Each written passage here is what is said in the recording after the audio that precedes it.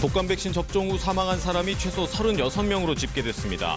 현재까지 제조 번호가 동일한 백신을 맞고 숨진 사례는 모두 4건에 8명인 것으로 파악됐습니다.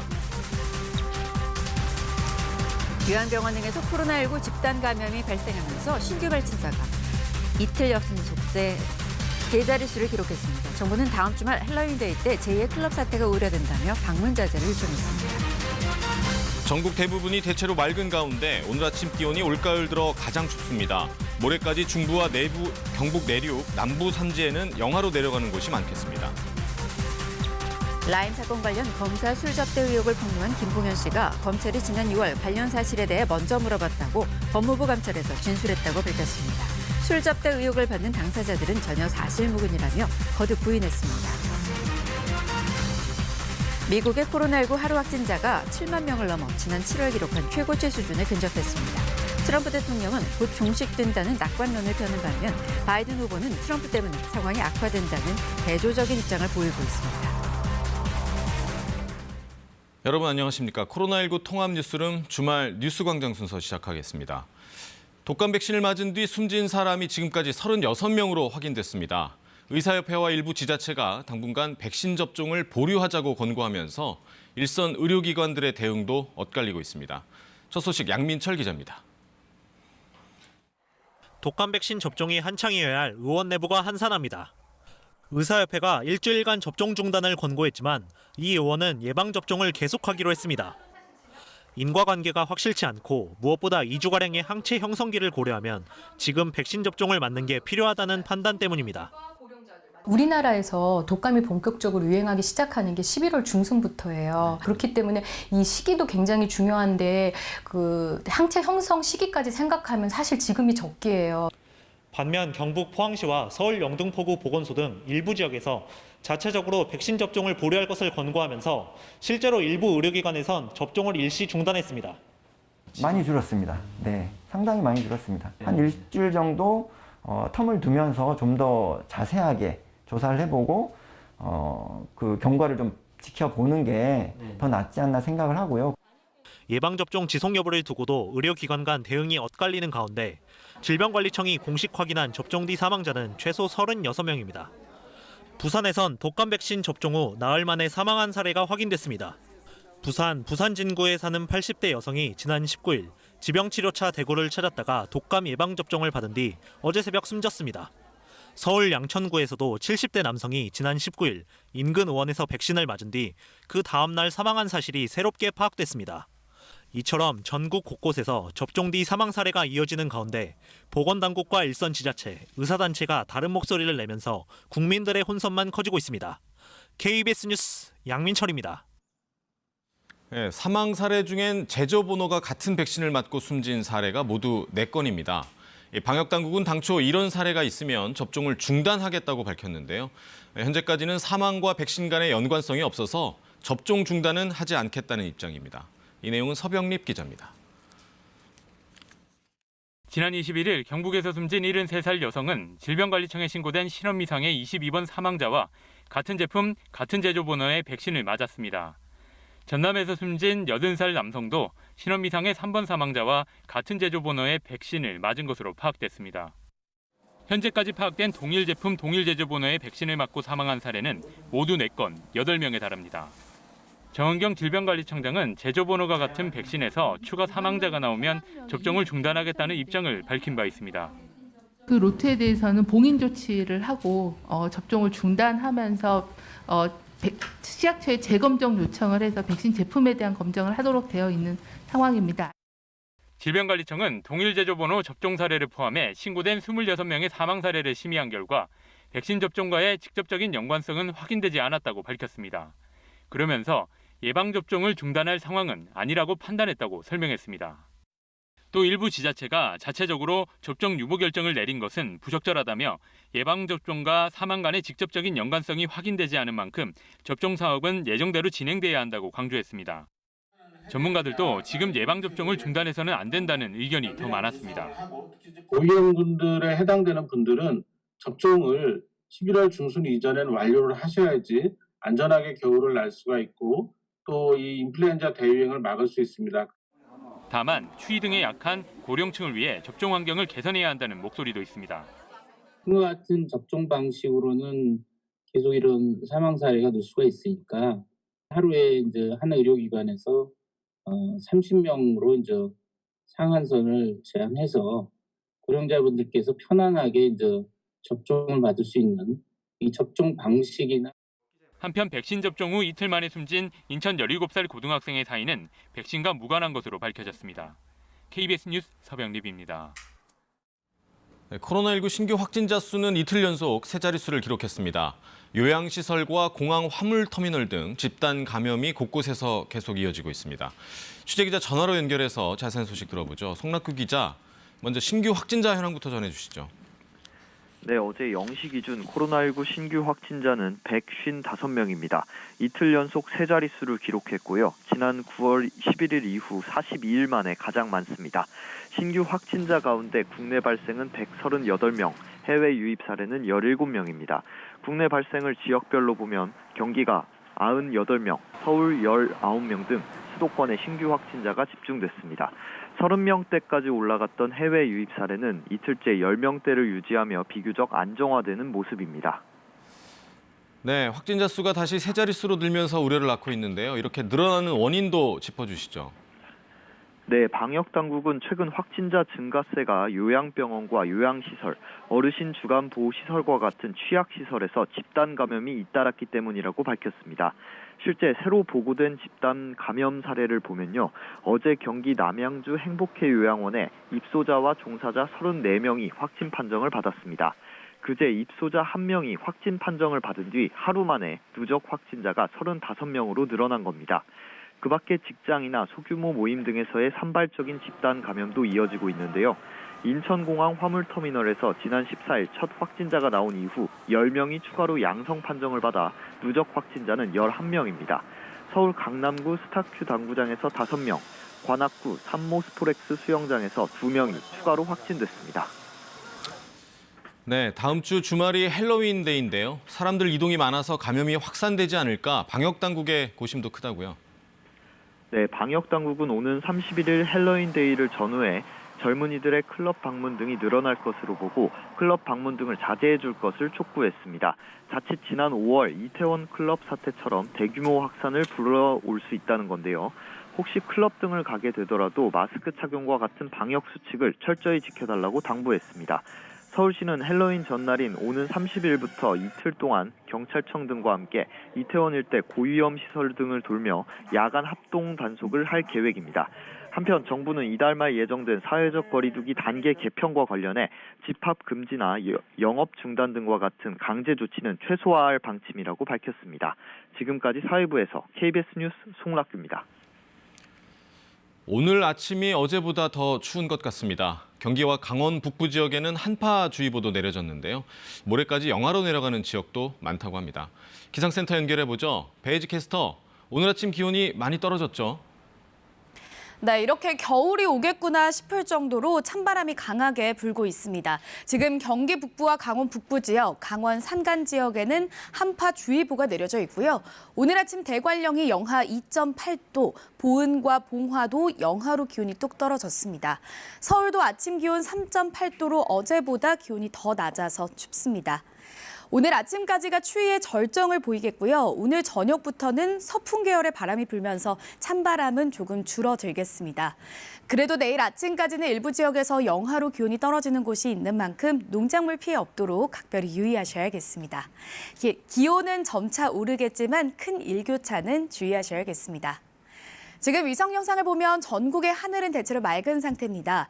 근데 서해상을 보면 구름이 많이 끼어 있는데요. 북서쪽에서 불어드는 찬바람이 비교적 따뜻한 서해상을 지나면서 이렇게 구름대가 만들어졌습니다.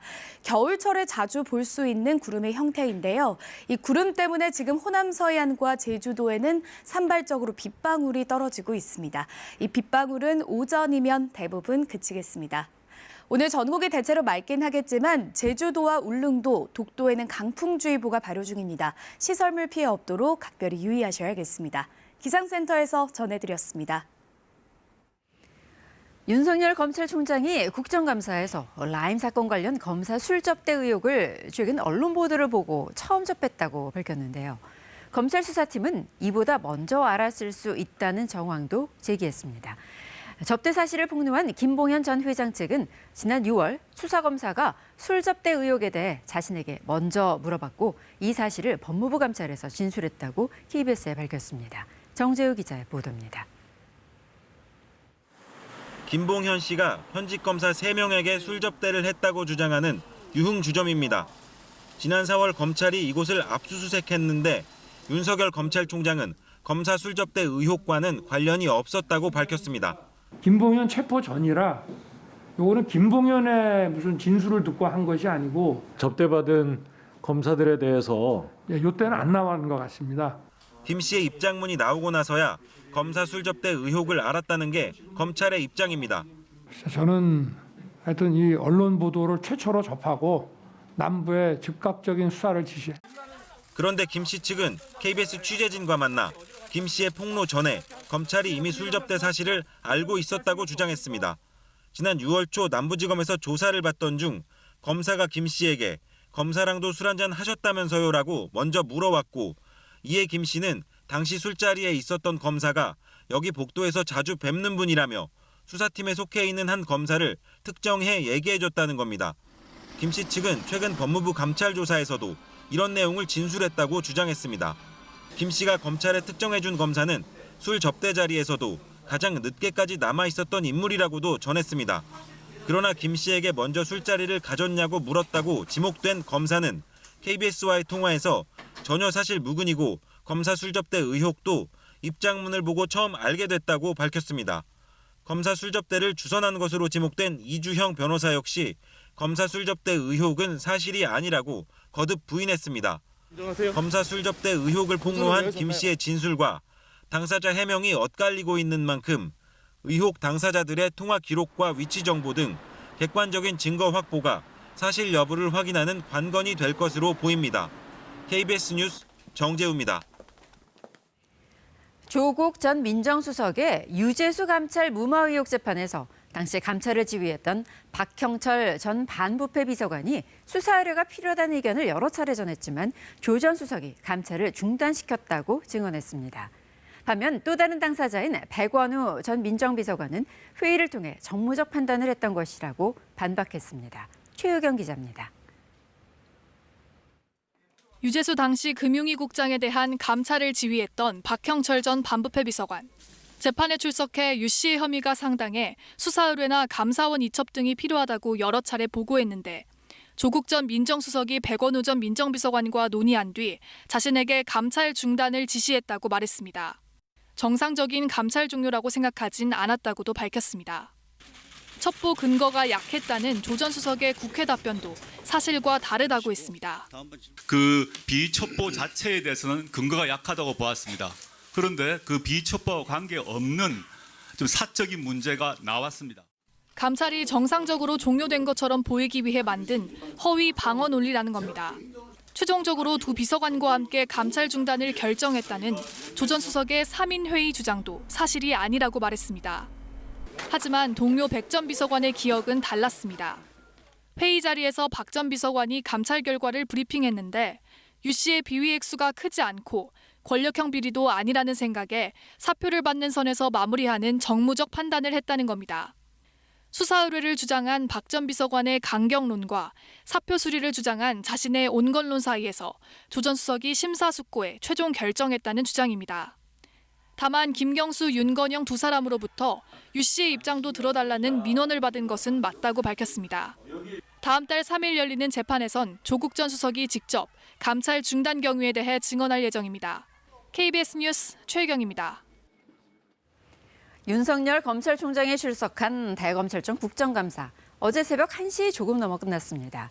청문회를 방불케 한 그야말로 윤석열 국감이어서 하루 종일 후폭풍이 이어졌는데 퇴임 이후 국민에게 봉사할 방법을 찾겠다는 윤 총장 말을 두고는 미묘한 파장이 일고 있습니다. 김지숙 기자입니다.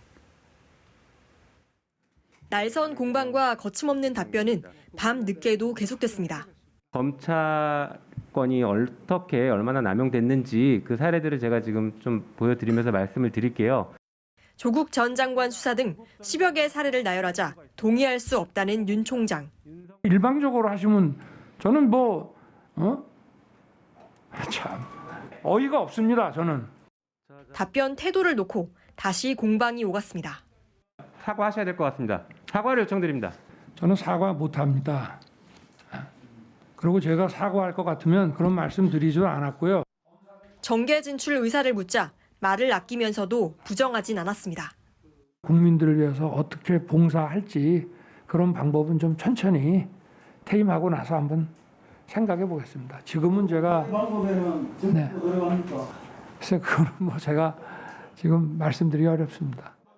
날이 밝자 여야는 다시 격돌했습니다. 민주당은 검찰개혁과 공수처 설치를, 국민의힘은 추미애 장관 사퇴를 강조했습니다. 누구의 통제도 받지 않겠다고 선언한 것이나 다름없습니다. 어제 대검 국감을 통해 검찰의 민주적 통제는 더욱 절실해졌습니다. 법에도 없는 권한 가지고 검찰총장에게 수없이 갑질한다는 것이 어제 감사 결과 밝혀졌습니다. 그러나 윤 총장의 정계 입문 가능성에 대해 민주당은 노코멘트라며 답을 피했고, 국민의힘은 공직자는 정치와 거리 두는 중립성이 중요하다는 입장을 보였습니다. 문 대통령이 적절한 메신저를 통해 내년 7월까지인 임기를 지키라고 했던 윤 총장 말에 대해 청와대는 침묵했는데 다음 주 대통령 비서실 국감에서 어떤 입장이 나올지 주목됩니다. KBS 뉴스 김지숙입니다. 미국에선 코로나19 확진자가 하루 7만 명을 넘어서면서 지난 7월 이후 최고 수준에 근접했습니다. 마지막 TV 토론에 나선 트럼프 대통령과 바이든 민주당 후보는 이런 미국 상황과 정부 대응을 놓고 격돌했습니다. 선거 유세전에서도 서로 대조적인 행보를 보이고 있다고 하는데요. 이 소식은 워싱턴에서 서지영 특파원입니다. 가을철 코로나19 확산 경고는 점차 현실로 나타나고 있습니다. 미국의 일일 확진자는 22일 기준 7만 4천여 명, 7월 24일 기록한 최고치 수준에 근접했습니다. 지난 한 주 동안 38개 주에서 코로나19 환자 입원 건수가 늘었습니다. 켄터키, 네브라스카, 아이오와 등 14개 주에서 특히 두드러진 현상입니다. We do need to acknowledge, and he does acknowledge, that we're in a very serious moment right now. We're seeing increases in cases, and what we're seeing is through the Midwest, upper Midwest, and the plains, a lot of cases occurring, hospitalizations, and we'll see results from that. 미 보건장관이 대통령도 코로나19의 심각성을 알고 있다고 했지만 정작 트럼프 대통령은 바이러스는 곧 사라질 거라고 낙관론을 이어갔습니다. There are some spikes and surges in other places. They will soon be gone. 코로나19 대응 책임론에 대해선 대응에 문제가 없었다고 반박했습니다. For ventilators and for equipment and for stocking governors that had absolutely nothing, they had nothing on their shelves and we stocked them. 바이든 민주당 후보는 이런 대통령의 인식이 상황을 더 악화시켰다고 비난했습니다. And the president still doesn't have a plan. He's quit on America. 그러면서 마스크 착용 의무화, 광범위한 검사, 백신 보급 계획 등 코로나19 정책 비전을 제시했습니다. 마지막 TV 대선 토론 이후 코로나19 대응을 둘러싼 두 후보의 행보는 대조적입니다. 트럼프 대통령은 이스라엘과 수단의 관계 정상화를 중재하며 외교 치적 쌓기에 집중한 반면 바이든 후보는 트럼프의 코로나19 대응 실패론을 부각시키며 지지층 결집에 나섰습니다. 격전지 유세를 종횡무진하는 트럼프 대통령과 달리 바이든 후보는 주로 델라웨어 자택에 머물며 대외 행보를 자제하고 있는 것도 상반된 모습입니다. 워싱턴에서 KBS 뉴스 서지영입니다. 일본 정부가 오는 27일 후쿠시마 오염수 해양 방류를 결정하려다 한 발 물러섰습니다. 정부 자체 여론조사 결과 안전성 우려가 많았기 때문인데요. 이런 가운데 이미 몇 년 전부터 해양 방류 방침이 결정돼 있었다는 주장도 제기됐습니다. 도쿄에서 황현택 특파원입니다. 후쿠시마 오염수를 바다에 버리기 위한 일본 정부의 결정이 미뤄졌습니다.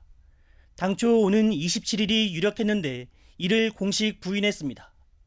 27日に政府方針を決定はしません。さらに検討を深めた上で適切なタイミングで政府として責任を持って結論を出していきたい。 이 같은 결정은 일본 정부가 4개월 동안 진행한 여론 수렴 결과가 공개된 직후 나왔습니다. 삼중 수소 등 안전성이 우려된다는 의견이 2,700건, 국민적 합의가 없었고 국제사회의 비판도 피할 수 없다가 1,400건, 후쿠시마 어민 피해로 이어질 거라는 응답도 1,000건이나 됐습니다. 時期想像でなかったこと、まだ9年、10年も経ってないし、何にも解決してないんで、何にも解決してないんだよ。 이런 가운데 이미 몇 년 전에 오염수 해양 방류가 결정돼 있었다는 증언도 나왔습니다. 오염수 처분 방법 논의에 참여했던 한 교수는 전문가 소위원회 설치 초기부터 논의 내용이 제약됐다. 이대로라면 뻔한 결론이 내려질 걸로 생각했다고 말했습니다. 政治的な判断ということになってくるということで、そこまで例えば議論できなかった部分は確かにありますし。 일본 정부는 조만간 어민 등에 대한 대규모 피해 보상안을 내놓을 걸로 전해졌습니다. 해양 방류 결정 전에 이른바 당근을 제시해 반대 여론을 줄여보겠다는 의도로 풀이됩니다. 도쿄에서 KBS 뉴스 황현택입니다. 어제 중국에선 한국전쟁 참전 70주년을 기념하는 행사가 크게 열렸습니다. 시진핑 주석은 이 자리에서 중국의 참전을 제국주의에 맞선 승리라며 결사항전의 전통을 이어가야 한다고 강조했습니다. 이 발언의 배경과 의미를 베이징 이랑 특파원이 짚어봤습니다. 중공군이 한국전쟁에 참전한 지 70년이 되는 날을 앞두고 기념식이 열렸습니다. 인민대회장은 중국 장병 등으로 가득 찼습니다. 한국전쟁 당시 참전했던 노병들이 입장하자 참석자들 가운데서는 박수가 터져나오기도 했습니다. 60주년에도 기념행사가 열리긴 했지만 참석 인원과 면면 등을 볼 때 이례적일 만큼 규모가 커졌습니다. 시진핑 주석은 먼저 중공군의 참전이 제국주의 침략을 막아내고 아시아와 세계 평화를 가져왔다고 연설을 시작했습니다. 국가주석으로는 처음으로 공개석상에서 중국 희생자가 19만 7천여 명이라고 언급했습니다. 伟大抗美援朝精神跨越时空 历久弥新，必须永续传承，世代发扬。 시 주석은 미국을 직접 언급하진 않으면서도 지금은 어떤 일방주의, 보호주의도 통하지 않는다며 미국을 향한 경고성 발언을 이어갔습니다. 绝不会允许任何人、任何势力侵犯和分裂祖国的神圣领土。一旦发生这样的严重情况， 中国人民必将予以迎头痛击。 미국과의 갈등 속에서 자신들의 참전으로 한국전쟁에서 승리를 거뒀다는 점을 강조하면서 다시 한번 미국을 향해 강한 메시지를 던진 것으로 풀이됩니다. 선양과 단둥둥에서도 대대적인 기념행사를 갖는 등 애국주의를 내세우며 내부 단합에 나선 것으로 보입니다. 베이징에서 KBS 뉴스 이랑입니다. 청와대가 옛 상소문 형태로 정부 정책을 조목조목 비판한 이른바 시무 7조 국민청원에 답변을 내놨습니다. 고견에 감사드리고 특히 부동산 정책 목표 실현을 위해 더욱 노력하겠다고 밝혔습니다. 정창화 기자의 보도입니다. 지난 8월 옛 상소문의 형태를 빌려 문재인 정부의 정책을 조목조목 비판한 국민청원. 특히 부동산을 포함해 경제정책 전반의 방향 전환을 촉구한 이 청원엔 43만여 명이 동의했습니다. 청와대는 먼저 고견에 감사하다고 했습니다. 이번 청원을 통해 전해주신 의견도 잘 듣고 다시 한번 살피는 계기로 삼겠습니다. 당시 청원에는 집값이 11억 원이 오른 곳도 허다한데 어느 대신은 시세 11%가 올랐다는 미친 소리를 하고 있다며 격하게 비판했던 상황. 이에 청와대는 투기 근절과 실수요자 보호라는 현 정부 원칙으로 답했습니다. 중산층과 서민, 청년, 사회경제적 약자들의 주거 안정을 위해 지속적으로 노력해 나가겠습니다. 더불어 잘 사는 경제, 평화와 번영의 한반도 등 정부가 집중하고 있는 5개 국정과제에 국민 비판 등을 들으면서 정책을 보완 집행 중이라고 강조했습니다. 한편 청와대는 추가 공개한 청원 답변에서 의대생들의 국가고시 추가 기회 부여에 부정적인 입장을 재확인했습니다. 의사고시 실기시험 이후 실시하는 다른 지역 실기시험 일정, 국민의 수용성 등을 종합적으로 고려해야 할 사항이라는 점을 말씀드립니다. 또 살인이나 성폭행 등 반사회적 범죄를 저지른 의사들의 경우 면허 취소 등 의사 면허 관리 강화가 필요하다며 국회 입법 논의에 적극 참여하겠다고 밝혔습니다. KBS 뉴스 정창화입니다. 최근 택배 노동자들의 죽음이 잇따르자 국내 1위 업체인 CJ 대한통운 대표가 대국민 사과를 했습니다. 하지만 택배 기사들이 힘들게 하는 또 다른 문제들이 많은데요.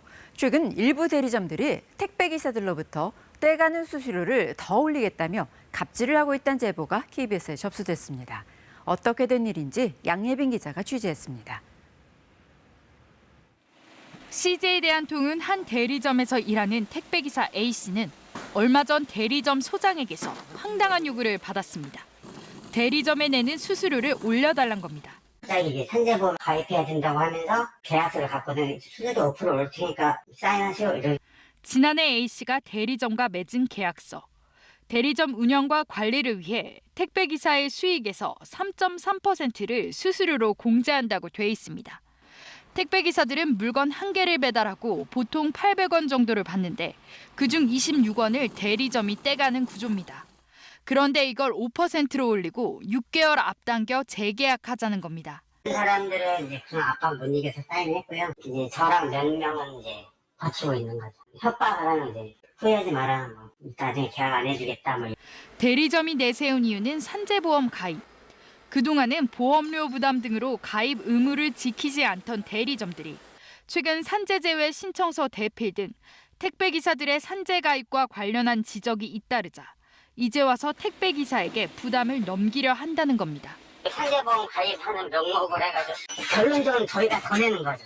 이런 대리점 갑질이 더 있다는 게 택배기사들의 증언. 다른 대리점이 있는데요. 지금 현재 있는 수수료에서 10%를 떼고 있는데 지금 5%를 더 떼겠다고 그랬대요. 택배노조는 피해가 더 있는지 실태 파악에 들어갔습니다. CJ 대한통운 측은 대리점과 기사들 간의 계약이라 아직 파악을 못했지만 적극 조사에 나설 것이라고 밝혔습니다. KBS 뉴스 양예빈입니다. 지난 3월 국립한글박물관이 경매에 나온 보물한정을 낙찰받았는데요. 알고 보니 도난당한 뒤 해외로 밀반출됐던 문화재였습니다. 문화재청은 과거에 이미 이 문화재 행방이 불분명하다는 걸 2차례 확인했으면서도 경매 직전까지 방치한 사실이 드러났습니다. 김비치라 기자가 취재했습니다. 몽산화상 법어양록. 원나라 승려 몽산화상이 기록한 부처님의 가르침을 조선 전기에 한글로 번역한 책입니다. 불교사뿐 아니라 훈민정음 연구에도 귀중한 자료로 현재까지 7권이 확인됐습니다. 올해 3월 그중 한 권이 국내 경매에 출품됐고 국립한글박물관이 1억 8천만 원에 낙찰받았습니다. 그런데 알고 보니 이 책은 1984년 보물로 지정됐지만 도둑맞아 미국으로 밀반출된 도난문화재였습니다. 문화재청은 불법 거래를 막기 위해 도난문화재 목록을 공개하는데 어떻게 이런 일이 벌어졌을까? 박물관 측은 문화재청의 도난문화재 목록에 이 책이 없다 보니 작물이라는 걸 몰랐다는 입장입니다. 확인할 때는 목록이 없었고요. 너무 당혹스러웠고 빠르게 낙찰 취소 확인서를 받게 된 겁니다. 취재 결과 문화재청은 이미 2003년과 2018년 정기조사에서 이 책의 소재가 불분명하다는 사실을 파악했습니다. 하지만 별다른 조치를 취하지 않고 있다가 책 판매자가 경매 직전 소유자 변경 신청을 하자 그제서야 뒤늦게 도난문화재 목록에 이 책을 올린 겁니다. 소유자와 연락이 닿지 않는다는 등의 이유로 도난 여부조차 확인되지 않은 문화재는 4건이 더 있습니다. 지정 문화재가 개인 소유물이라고 하더라도 문화재청이 보존이나 관리가 잘 되어 있는지 좀 확인을 하고 불법 판매 또는 가능성이 없는지 문화재청은 주기적으로 점검을 해야 됩니다. 대전지방경찰청 국제범죄수사대는 이 문화재가 해외로 반출됐다가 경매로 나온 경위를 파악하는 한편 경매 관련자들을 불러 본격적인 수사에 나서기로 했습니다. KBS 뉴스 김비치라입니다. 이 시각 교통 상황 알아보겠습니다. 한국도로공사입니다. 네, 날씨가 추워지긴 했지만 주말을 이용해 가을 나들이 떠나는 차들로 오늘 고속도로는 평소보다 혼잡할 것으로 보입니다. 지방 쪽으로 가신다면 낮 12시쯤이 가장 불편하겠고요. 경부선 기흥동탄에서 오산 사이, 또 북천안과 옥산분기점 사이 정체가 예상됩니다. 이미 강원권은 지난주에 단풍이 절정을 보였죠. 오늘 서울에서 양양까지 최대 3시간 10분 정도 예상되는데요. 지금 화도 부근으로는 양양 방향 3차로에 화물차가 있고 전 시간 있었던 사고 여파로 뒤로 정체 5km 구간입니다. 광주 원주간 고속도로 원주 방향도 초월 부근 정체 2km 구간 생겼고요. 아직까지 영동 고속도로 상황은 괜찮지만 보시는 용인 부근은 강릉 쪽 차가 많아졌습니다. 경부고속도로 부산 방향은 잠원에서 서초까지 3km 구간 답답하고 나머지 구간들은 아직은 수월하게 통과하실 수 있겠습니다.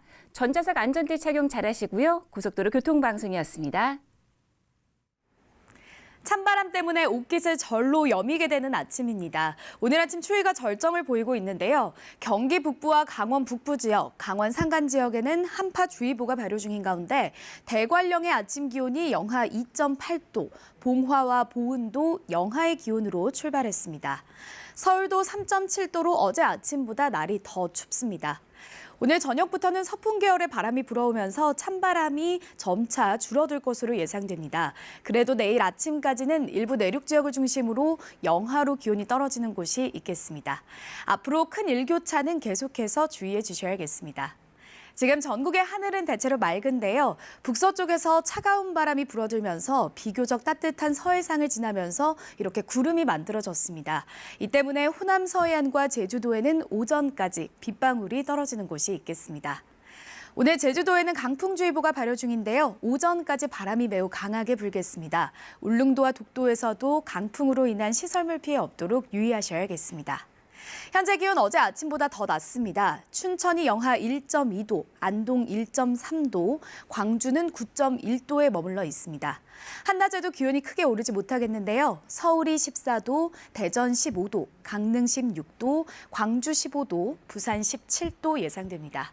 바다의 물결은 모든 해상에 풍랑특보가 내려진 가운데 최고 3에서 4m까지 높게 일겠습니다. 특히 동해안에서는 너울성 파도도 주의하셔야겠습니다.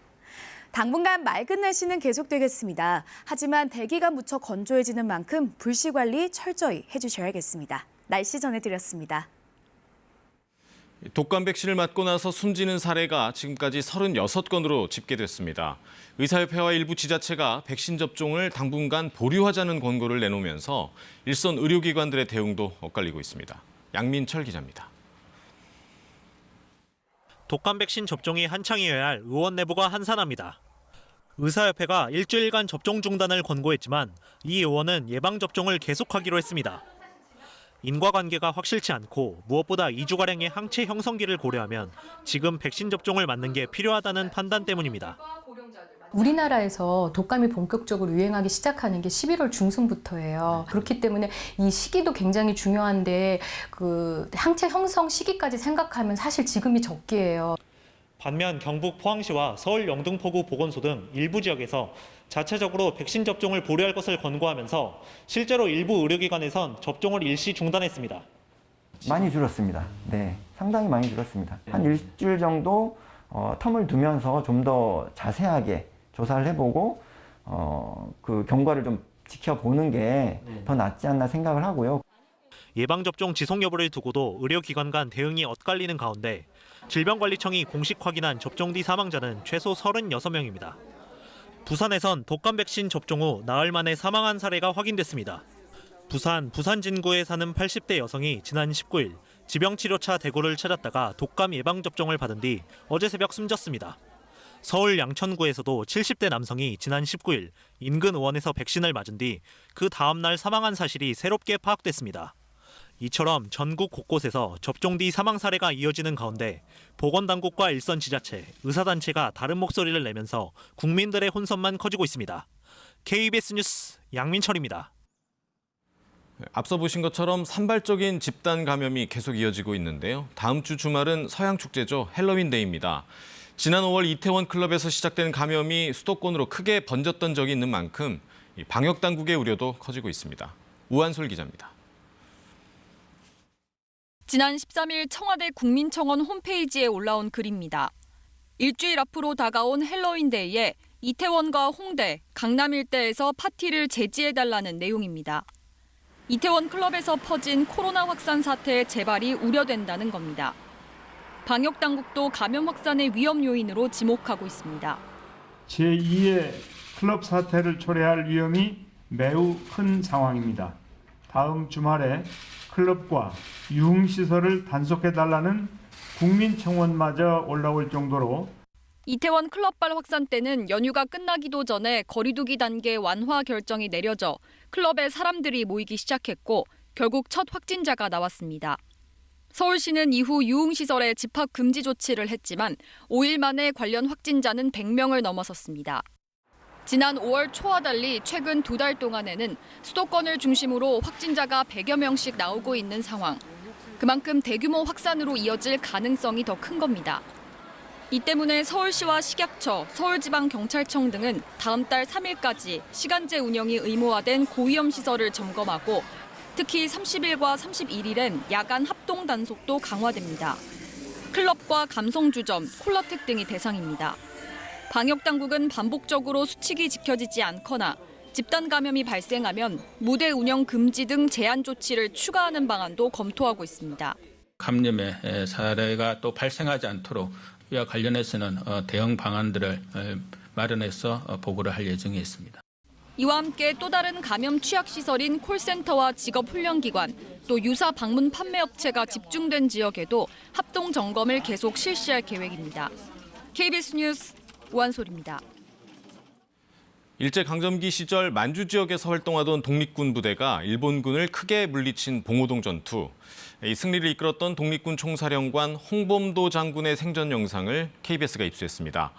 당시 모스크바 극동민족대회에 참석한 홍 장군의 모습이 생생하게 담겨 있습니다. 정현욱 기자입니다. 3.1운동 1년 뒤인 1920년, 두만강과 인접한 만주 봉오동에서 독립군과 일본군의 첫 대규모 전투가 벌어졌고 일본군은 높은 지대에 매복해 있던 독립군의 집중 사격으로 100여 명의 전사자를 낸 채 퇴각합니다. 이 극적인 승리를 이끌었던 대한독립군 총사령관 홍범도 장군. 그의 54살 당시 모습이 생생히 담긴 영상이 처음 공개됐습니다. 구척장신의 장군이란 별명에 걸맞은 큰 키와 검게 그을린 얼굴, 특유의 짙은 콧수염까지 그동안 사진으로만 확인할 수 있었던 그 모습 그대로입니다. 봉오동 전투 2년 뒤인 1922년 1월 모스크바 극동민족대회에서 아시아 식민지 대표들과 독립투쟁 전략을 논의하기 위해 조선 대표단 일원으로 참석한 장면입니다. 각국 대표들이 모스크바에서 내리고 소련의 소비에트 러시아의 사관학교 의장대가 환영했습니다. 지금 대회 단상을 보고 있는데요. 제3인터내셔널 지도자들입니다.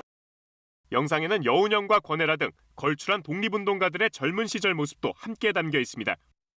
이 행사에서 홍범도 장군은 당시 소비에트 러시아의 최고 지도자였던 레닌과 면담을 하는 등 명성에 걸맞은 예우를 받은 것으로 확인됐습니다. 조선의 아주 저명한 그 전설적인 독립군 대장이다. 그래가지고 이제 레닌이 이제 그 선물을 여러 가지 적군 그 복장하고 그다음에 이제 모자하고 이 권총 이거 이제 받으신 건데. 하지만 만주 일대 독립군들이 뿔뿔이 흩어지면서 홍범도 장군도 연해주에 정착했고 이후 1943년 카자흐스탄에서 끝내 조국의 독립을 보지 못한 채 눈을 감았습니다. 98년 만에 공개된 흑백 필름 속 해맑은 미소. 평생을 독립운동에 헌신한 확신과 자부심을 엿볼 수 있는 역사 속 한 장면입니다. KBS 뉴스 정은욱입니다. 제주에서도 수돗물 유충이 발견된 가운데 수돗물 정상화는 다음 달에야 가능할 것으로 보입니다. 제주도는 정상화 때까지 해당 지역 주민들에게 생수를 공급한다는 계획인데요. 주민들의 걱정은 만만치 않겠죠. 허지원 기자입니다. 물통에 담긴 물을 부어 야채를 씻고 두 차례 세척한 접시를 천으로 일일이 닦아냅니다. 서귀포시 수돗물에서 유충이 발견됐다는 소식에 손님들이 불안해할까 지역 식당에는 정수기물을 사용한다는 안내문도 붙었습니다. 평소보다는 좀 더 물에 신경을 많이 쓰면서 아무래도 저희 뭐 채소 같은 경우에는 정수기 물로 세척을 하고 있고 도민분들이 방문이 좀 줄었다고 볼 수 있죠. 주민센터에는 도에서 긴급 공급한 생수를 받기 위한 발걸음도 이어졌습니다. 선생님 가구 수 몇 분이세요? 세 분? 세 분 하세요?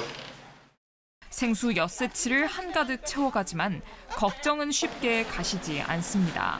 아기가 그 아토피가 있어가지고 좀 신경이 쓰이긴 하는데 유충이 나왔다고 하니까 안 그래도 이게 몸에 어딘가에 있을 수도 있고 해서 더 불안하기는 해요. 제주도는 강정정수장 일대를 조사한 결과 주변 건천이 태풍이 지나간 뒤 물이 계속 흐르면서 유충이 유입된 것으로 추정하고 있습니다. 수돗물 정상화는 다음 달에야 가능할 것으로 본다면서도 지나친 불안감은 경계했습니다. 좀 음용은 좀 삼가해 주도록 저희들이 당부를 하고 있습니다. 뭐 씻거나 뭐 하는 데는 문제가 없는 걸로 그렇게 보고 있습니다. 제주도는 강정정수장 외에 도내 정수장 16군데를 조사한 결과 11곳은 안전한 것으로 확인됐다며 나머지 정수장에 대한 조사 결과도 곧 발표하겠다고 밝혔습니다. KBS 뉴스 허지영입니다. 대전의 한 대학병원이 정상 임신을 자궁의 임신으로 오진한 뒤 유산을 유도하는 주사를 투여해 결국 산모가 유산했습니다. 병원은 과실을 인정해놓고도 약속했던 보상마저 지키지 않고 있습니다. 박연성 기자가 보도합니다. 지난 6월 2년의 노력 끝에 둘째를 임신한 신모 씨. 갑자기 배가 아파 대전의 한 대학병원 응급실을 찾았습니다. 신 씨를 검진한 전공의의 판단은 자궁외 임신. 이 전공의는 담당 교수와 상의한 뒤 유산을 유도하는 MTX 주사를 처방했습니다. 빨리 처방하지 않으면 심할 경우 임신부의 사망까지 초래할 수 있다고 설명했습니다. 며칠 뒤에 수의를 두고 이제 검사를 받고 그때 받겠다고 했는데 이제 나팔관에서 터지면 위험하다.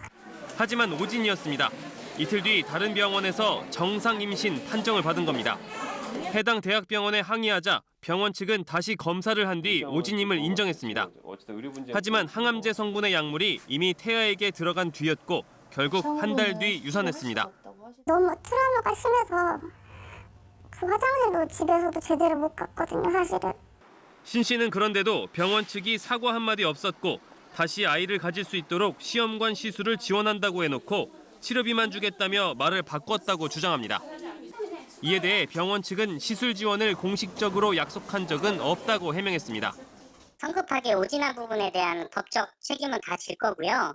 원하신다면 의료중재원의 조정 절차를 따르는 등 최선을 다해 보상 방안을 마련할 예정입니다.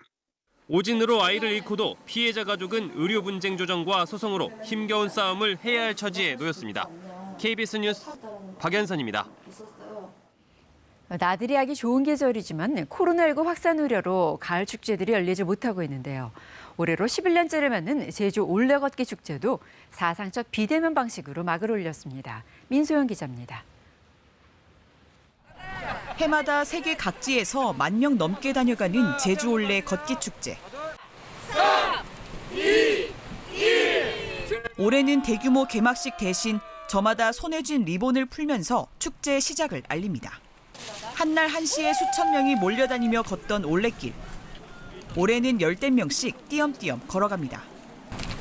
거리 두기를 위해 참가자를 하루에 코스별 15명씩 최소화한 겁니다. 올레길을 걸으며 제주 지역 문화를 체험하는 시간은 올해도 마련됐습니다. 제주 바다에서 채취한 톳을 넣어 싼 김밥 한 입에 우뭇가사리 콩국으로 목을 축입니다.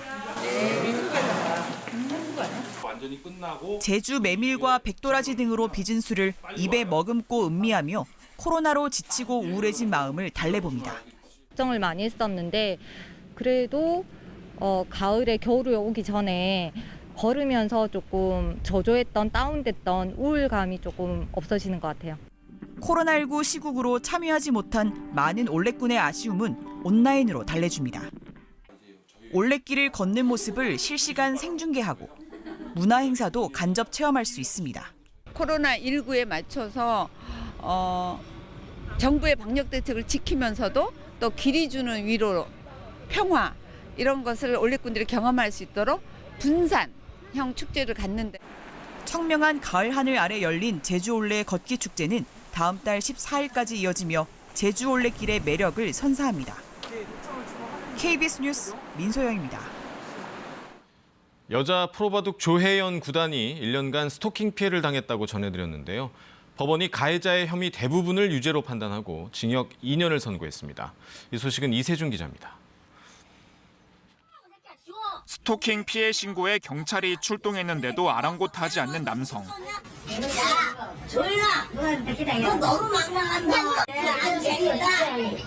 학원을 찾아가 난동을 부리거나 학원 출입구 벽에는 보고 싶다는 말부터 온갖 험담을 가득 적었습니다. 조혜연 기사 주변에 맴돌며 1년간 스토킹한 40대 정모 씨. 협박과 재물 손괴 등의 혐의로 기소됐고 법원은 정 씨에 대해 징역 2년을 선고했습니다. 재판부는 조 기사가 사설 경호원을 고용할 정도로 정신적 충격이 심하다며 학원에 끼친 경제적 손실도 상당히 보인다고 판단했습니다. 정 씨에 대해선 조현병으로 진료받은 기록이 있고 일부 범행은 우발적으로 이뤄진 것으로 보이는 점을 고려했다면서도 대부분 범행을 부인하고 반성하지 않는다고 지적했습니다. 조 기사는 정 씨가 징역형을 받아 다행이지만 앞으로가 더 걱정이라고 말했습니다. 정신적인 불안이나 이제 스트레스나 이런 거는 이제 도저히 이제 어떻게 보상이 안 되는 정도이고요. 출소한 이후 정말 무서울 것 같습니다. 또 나타날 거거든요. 네. 이번에는 보복을 할 가능성이 높고.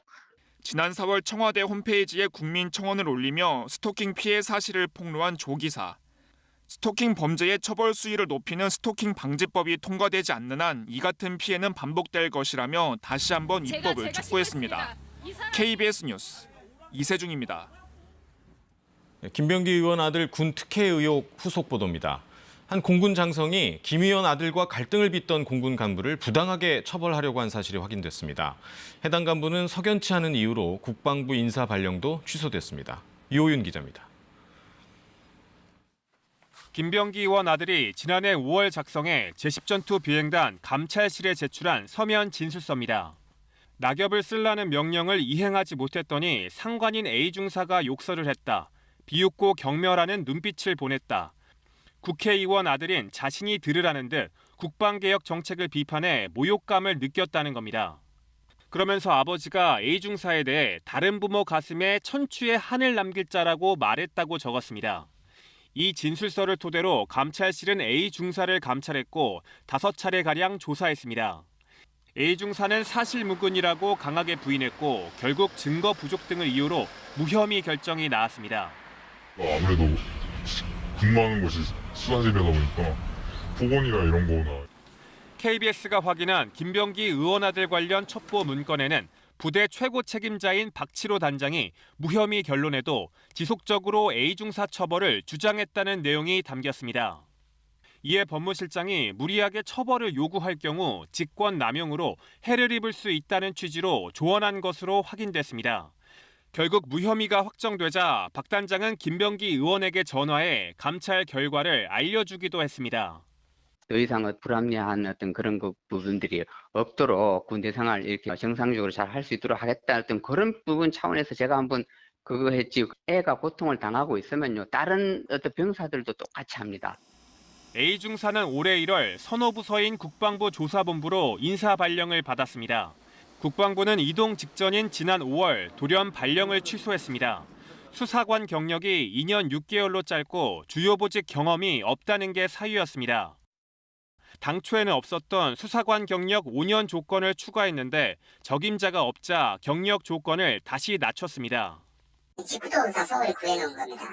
전혀 그런 기준도 없고 그냥 안 받으려고. 뒤늦게 조건을 바꿔가며 인사를 취소한 이유를 묻자 감찰 조사 전력을 거론했습니다.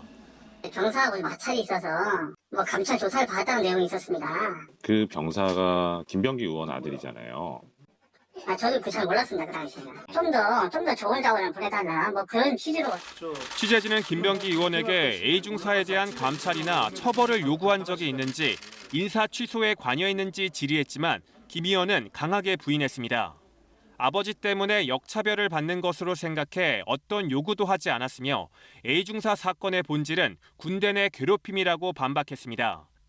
A 중사가 국방부로 발령받았던 사실은 몰랐고 문제 제기를 한 적도 없다고 밝혔습니다. 군은 KBS가 보도한 김병기 의원 아들 특혜 의혹에 대해 사실관계를 확인 중이라며 감찰을 검토하겠다고 밝혔습니다. KBS 뉴스 유호윤입니다. 개인 투자자들을 모아 호텔을 짓고 수익을 나누는 이른바 분양형 호텔 투자 피해자들이 크게 늘고 있습니다. 한때 정부가 특별법까지 만들면서 권장했었는데요. 지금은 거의 모든 곳이 법적 분쟁에 휘말려 있다고 합니다. 윤나경 기자입니다. 평택항 근처의 한 글로벌 브랜드 호텔. 6개월째 운영이 중단된 상태입니다. 천장에는 곰팡이가 피어 있고 전기마저 끊겼습니다. 전기는 요금을 7천만 원을 미납을 해놓고 도망을 간 거죠. 개인이 객실을 분양받고 운영 수익의 일부를 배당받는 분양형 호텔. 최고 8%의 수익률을 안겨준다던 운영사는 영업난을 이유로 파산해버렸습니다. 계약서를 믿고 다들 힘든데 투자를 했단 말이에요. 근데 딱 10개월 돈을 주더니 못 줘. 수익금 연 12% 확정 혜택. 바다가 시원스레 펼쳐진 호텔 분양 광고. 현실에는 없었습니다. 1m 거리 바로 앞 건물에 시야가 막혀 있습니다. 경영이 어렵다며 수익금은 2년째 주지 않고 있습니다. 또 다른 호텔은 소송 때문에 계약한 방에 들어가 보지도 못합니다. 바퀴벌레 나오면 곰팡이 폈다 이래 사서 진짜인지 보러 온 거예요. 그건 제 거고요. 2012년 정부는 외국인 관광 수요에 대비하겠다며 호텔 특별법을 만들어 각종 규제를 풀어줬습니다. 당시 신문 광고 등에 자주 등장하면서 안정적인 노후를 기대한 노년층에게 인기를 끌었습니다. 그 7%가 나온다고 하니까 노후에는 전혀 문제가 없을 것이라고 저는 믿었습니다. 규제 완화로 호텔이 넘쳐나자 여기저기서 파산이 잇따랐고 약속한 돈은 지급되지 않았습니다. 2018년 기준 전국 분양형 호텔 가운데 단 한 곳을 뺀 나머지 모두가 소송을 벌일 정도입니다. 소송에서 이겨도 다른 법인에서 자금을 빼돌리면 돈을 돌려받기도 어렵습니다. 매년 몇십억씩 줘야 되는데 법인 바꿔치기면 다시 착복할 수 있어요. 그것도 합법적으로. 퇴직금을 날리거나 빚더미에 앉은 피해자들은 노후가 막막할 뿐입니다. 죽을 수도 있겠다. 근데 이제 멈출 수가 없는 거예요. 아무것도 모르는 심리를 이용해서 계속 지치게 만드는 거죠. 운영사가 대부분 시행사가 만든 페이퍼 컴퍼니예요. 법적 책임을 회피해 나가는 수단에 불과하고요. 운영 능력이 부족하기 때문에 결국 수익금을 발생할 수도 없고요. 특별법 제정에 발벗고 나섰던 문화체육관광부는 정작 자신들 소관이 아니라며 발을 뺐습니다. 아무도 모니터링하거나 컨트롤하지 않았던 그런 상황, 이런 것들이 이제 공급 과잉이 의심이 되는 상황에서도 계속 공급이 될 수밖에 없었던. 분양형 호텔 피해자는 자체 추산 5만 명. 허술한 법률 제정과 정책 실패가 수많은 국민들에게 돌이키기 힘든 피해를 안겼습니다. KBS 뉴스 윤나경입니다. 장애인과 비장애인이 짝을 이뤄 호흡하는 장애인 댄스 스포츠. 최근 안젤리나 다닐로바 등 유명 연예인들이 명예 국가대표가 되기 위해 도전장을 냈다고 하는데요. 하무른 기자가 전합니다. 흥겨운 국악가락에 맞춰 준양이와 이몽룡의 뜨거운 사랑을 표현하는 커플. 휠체어 댄스 스포츠 국가대표인 강세용과 러시아 모델 안젤리나 다닐로바입니다. 한복을 차려입고 차차차와 삼바 등 라틴 댄스를 신선한 느낌으로 표현합니다. 신분의 벽을 뛰어넘은 사랑 이야기, 춘향전의 주인공처럼 장애의 벽을 허물었습니다. 3개월 동안의 특훈이 가져온 환상의 호흡으로 명예 국가대표 선발 경연대회를 빛냈습니다.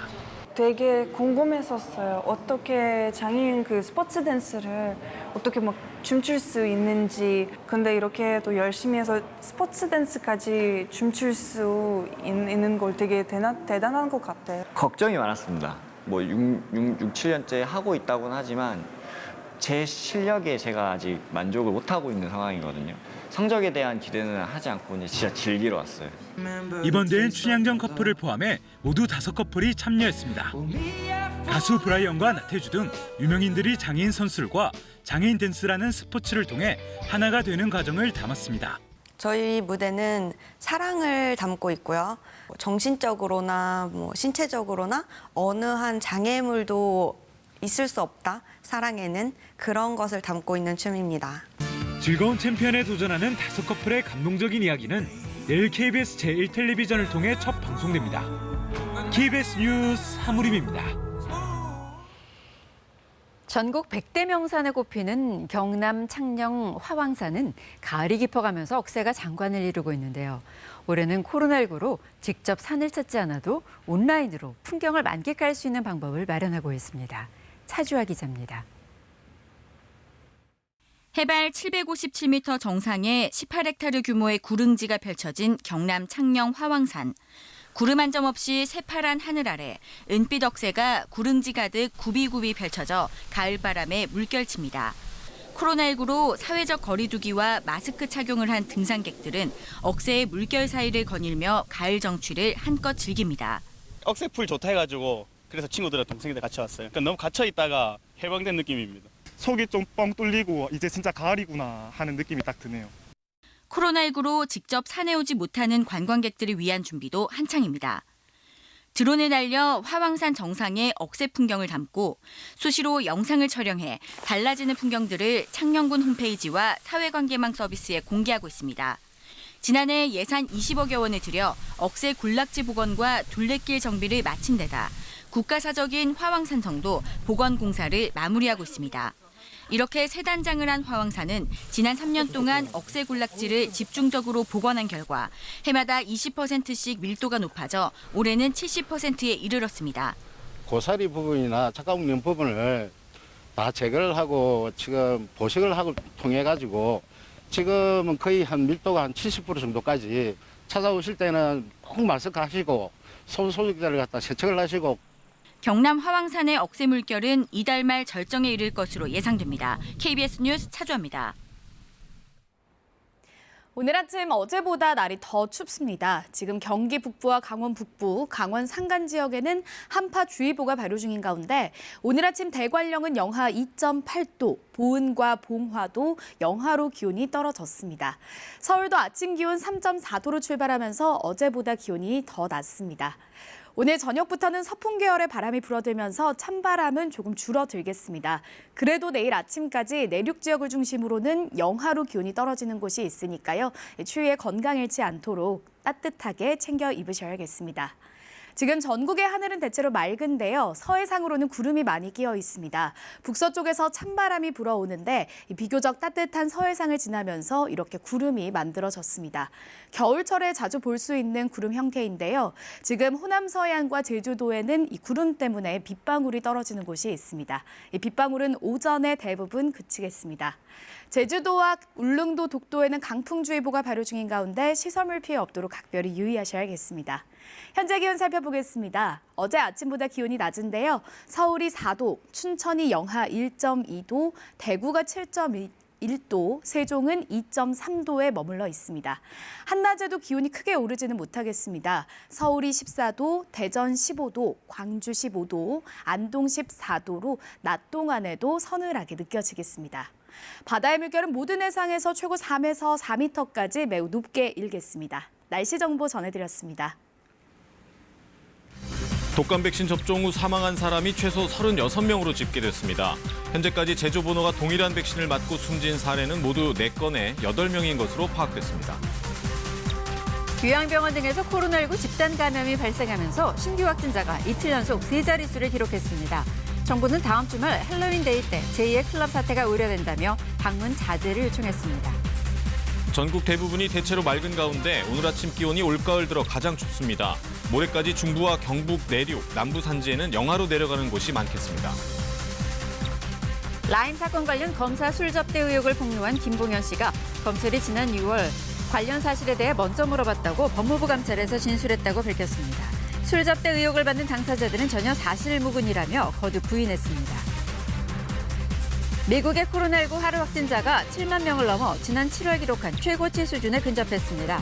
트럼프 대통령은 곧 종식된다는 낙관론을 펴는 반면 바이든 후보는 트럼프 때문에 상황이 악화됐다는 대조적인 입장을 보이고 있습니다. 독감 백신을 맞고 나서 숨지는 사례가 지금까지 36건으로 집계됐습니다. 의사협회와 일부 지자체가 백신 접종을 당분간 보류하자는 권고를 내놓으면서 일선 의료기관들의 대응도 엇갈리고 있습니다. 양민철 기자입니다. 독감 백신 접종이 한창이어야 할 의원 내부가 한산합니다. 의사협회가 일주일간 접종 중단을 권고했지만 이 의원은 예방접종을 계속하기로 했습니다. 인과관계가 확실치 않고 무엇보다 2주가량의 항체 형성기를 고려하면 지금 백신 접종을 맞는 게 필요하다는 판단 때문입니다. 우리나라에서 독감이 본격적으로 유행하기 시작하는 게 11월 중순부터예요. 그렇기 때문에 이 시기도 굉장히 중요한데 그 항체 형성 시기까지 생각하면 사실 지금이 적기예요. 반면 경북 포항시와 서울 영등포구 보건소 등 일부 지역에서 자체적으로 백신 접종을 보류할 것을 권고하면서 실제로 일부 의료기관에선 접종을 일시 중단했습니다. 많이 줄었습니다. 네, 상당히 많이 줄었습니다. 한 일주일 정도 텀을 두면서 좀 더 자세하게 조사를 해보고 그 경과를 좀 지켜보는 게 더 낫지 않나 생각을 하고요. 예방접종 지속 여부를 두고도 의료기관 간 대응이 엇갈리는 가운데 질병관리청이 공식 확인한 접종 뒤 사망자는 최소 36명입니다. 부산에선 독감 백신 접종 후 나흘 만에 사망한 사례가 확인됐습니다. 부산 진구에 사는 80대 여성이 지난 19일 지병치료차 대구를 찾았다가 독감 예방접종을 받은 뒤 어제 새벽 숨졌습니다. 서울 양천구에서도 70대 남성이 지난 19일 인근 의원에서 백신을 맞은 뒤 그 다음 날 사망한 사실이 새롭게 파악됐습니다. 이처럼 전국 곳곳에서 접종 뒤 사망 사례가 이어지는 가운데 보건당국과 일선 지자체, 의사단체가 다른 목소리를 내면서 국민들의 혼선만 커지고 있습니다. KBS 뉴스 양민철입니다. 사망 사례 중에는 제조번호가 같은 백신을 맞고 숨진 사례가 모두 4건입니다. 방역당국은 당초에 이런 사례가 있으면 접종을 중단하겠다 이렇게 밝혔었는데요. 현재까지는 사망과 백신 간의 연관성이 없어서 접종 중단은 하지 않겠다는 입장입니다. 이 내용은 서병립 기자입니다. 지난 21일 경북에서 숨진 73살 여성은 질병관리청에 신고된 실험이상의 22번 사망자와 같은 제품, 같은 제조번호의 백신을 맞았습니다. 전남에서 숨진 80살 남성도 실험이상의 3번 사망자와 같은 제조번호의 백신을 맞은 것으로 파악됐습니다. 현재까지 파악된 동일 제품, 동일 제조번호의 백신을 맞고 사망한 사례는 모두 4건, 8명에 달합니다. 정은경 질병관리청장은 제조번호가 같은 백신에서 추가 사망자가 나오면 접종을 중단하겠다는 입장을 밝힌 바 있습니다. 그 로트에 대해서는 봉인 조치를 하고 접종을 중단하면서 식약처에 재검정 요청을 해서 백신 제품에 대한 검정을 하도록 되어 있는 상황입니다. 질병관리청은 동일 제조번호 접종 사례를 포함해 신고된 26명의 사망 사례를 심의한 결과 백신 접종과의 직접적인 연관성은 확인되지 않았다고 밝혔습니다. 그러면서 예방접종을 중단할 상황은 아니라고 판단했다고 설명했습니다. 또 일부 지자체가 자체적으로 접종 유보 결정을 내린 것은 부적절하다며 예방접종과 사망 간의 직접적인 연관성이 확인되지 않은 만큼 접종 사업은 예정대로 진행돼야 한다고 강조했습니다. 전문가들도 지금 예방접종을 중단해서는 안 된다는 의견이 더 많았습니다. 고위험군들에 해당되는 분들은 접종을 11월 중순 이전에는 완료를 하셔야지 안전하게 겨울을 날 수가 있고 또 이 인플루엔자 대유행을 막을 수 있습니다. 다만 추위 등에 약한 고령층을 위해 접종 환경을 개선해야 한다는 목소리도 있습니다. 그와 같은 접종 방식으로는 계속 이런 사망 사례가 늘 수가 있으니까 하루에 이제 한 의료기관에서 30명으로 이제 상한선을 제한해서 고령자분들께서 편안하게 이제 접종을 받을 수 있는 이 접종 방식이나 한편 백신 접종 후 이틀 만에 숨진 인천 17살 고등학생의 사인은 백신과 무관한 것으로 밝혀졌습니다. KBS 뉴스 서병립입니다. 코로나19 신규 확진자 수가 이틀 연속 3자릿수를 기록했습니다. 요양시설과 공항 화물터미널 등 집단 감염이 곳곳에서 계속 이어지고 있는데요. 취재기자 전화로 연결해보죠. 송락규 기자, 먼저 신규 확진자 현황부터 전해주세요. 네, 어제 0시 기준 코로나19 신규 확진자는 155명입니다. 이틀 연속 3자릿수를 기록했고요. 지난 9월 11일 이후 42일 만에 가장 많습니다. 신규 확진자 가운데 국내 발생은 138명, 해외 유입 사례는 17명입니다. 국내 발생을 지역별로 보면 경기가 98명, 서울 19명 등 수도권의 신규 확진자가 집중됐습니다. 30명대까지 올라갔던 해외 유입 사례는 이틀째 10명대를 유지하며 비교적 안정화되는 모습입니다. 네, 확진자 수가 다시 3자릿수로 늘어서 좀 걱정인데요. 이렇게 늘어나는 원인도 짚어주시죠. 네, 방역당국은 최근 확진자 증가세가 요양병원과 요양시설, 어르신 주간 보호시설과 같은 취약시설에서 집단 감염이 잇따랐기 때문이라고 밝혔습니다. 실제 새로 보고된 감염 사례를 보면요. 어제 경기 남양주 행복회 요양원의 입소자와 종사자 34명이 확진 판정을 받았습니다. 그제 입소자 1명이 확진 판정을 받은 뒤 하루 만에 누적 확진자가 35명으로 늘어난 겁니다. 그 밖에 직장이나 소규모 모임 등에서의 산발적인 집단 감염도 이어지고 있는데요. 인천공항 화물터미널에서 지난 14일 첫 확진자가 나온 이후 10명이 추가로 양성 판정을 받아 누적 확진자는 11명입니다. 서울 강남구 스타큐 당구장에서 5명, 관악구 산모 스포렉스 수영장에서 2명이 추가로 확진됐습니다. 네, 다음 주 주말이 헬로윈 데이잖아요. 사람들 이동이 많아서 감염이 확산되지 않을까 방역당국의 고심이 크다고요. 네, 방역당국은 오는 31일 헬로윈 데이를 전후에 젊은이들의 클럽 방문 등이 늘어날 것으로 보고 클럽 방문 등을 자제해 줄 것을 촉구했습니다. 자칫 지난 5월 이태원 클럽 사태처럼 대규모 확산을 불러올 수 있다는 건데요. 혹시 클럽 등을 가게 되더라도 마스크 착용과 같은 방역 수칙을 철저히 지켜달라고 당부했습니다. 서울시는 헬로윈 전날인 오는 30일부터 이틀 동안 경찰청 등과 함께 이태원 일대 고위험 시설을 돌며 야간 합동 단속을 할 계획입니다. 한편 정부는 이달 말 예정된 사회적 거리두기 단계 개편과 관련해 집합 금지나 영업 중단 등과 같은 강제 조치는 최소화할 방침이라고 밝혔습니다. 지금까지 사회부에서 KBS 뉴스 송락규입니다. 오늘 아침 기온이 올가을 들어 가장 낮습니다. 경기와 강원 북부 지역에는 한파주의보도 내려져 있는데요. 기상센터 연결해보죠. 베이지 캐스터, 오늘 아침이 어제보다 더 추운 것 같아요. 네, 맞습니다. 실제로 어제 아침보다 기온이 더 떨어져 있습니다. 경기 북부와 강원 북부 지역, 강원 산지에는 한파주의보가 발효 중인 가운데 오늘 아침 대관령이 영하 2.8도, 봉화가 영하 1.9도, 보은도 영하로 기온을 출발했습니다. 서울도 아침 기온 3.3도로 어제보다 기온이 조금 더 낮습니다. 그래도 오늘 저녁부터는 서풍 계열의 바람이 불면서 찬바람은 조금 줄어들겠습니다. 하지만 내일 아침까지는 일부 내륙 지역을 중심으로 영하까지 기온이 떨어지는 곳이 있으니까요. 건강 잃지 않도록 따뜻하게 챙겨 입으셔야겠습니다. 지금 전국의 하늘은 대체로 맑습니다. 다만 서해상을 중심으로는 구름이 많이 끼어 있는데요. 북서쪽에서 내려오는 찬바람이 비교적 따뜻한 서해상을 지나면서 이렇게 구름이 만들어졌습니다. 호남 서해안과 제주도에는 산발적으로 빗방울이 떨어지는 곳이 있는데 오전이면 대부분 그치겠습니다. 제주도와 울릉도, 독도에는 강풍주의보가 발효 중입니다. 제주도에서는 오전까지 바람이 매우 강하게 불 것으로 예상됩니다. 날씨 정보 전해드렸습니다. 윤석열 검찰총장이 국정감사에서 라임 사건 관련 검사 술접대 의혹을 최근 언론 보도를 보고 처음 접했다고 밝혔는데요. 검찰 수사팀은 이보다 먼저 알았을 수 있다는 정황도 제기됐습니다. 접대 사실을 폭로한 김봉현 전 회장 측은 지난 6월 수사검사가 술접대 의혹에 대해 자신에게 먼저 물어봤고 이 사실을 법무부 감찰에서 진술했다고 KBS에 밝혔습니다. 정재우 기자의 보도입니다. 김봉현 씨가 현직 검사 3명에게 술접대를 했다고 주장하는 유흥주점입니다. 지난 4월 검찰이 이곳을 압수수색했는데 윤석열 검찰총장은 검사 술접대 의혹과는 관련이 없었다고 밝혔습니다.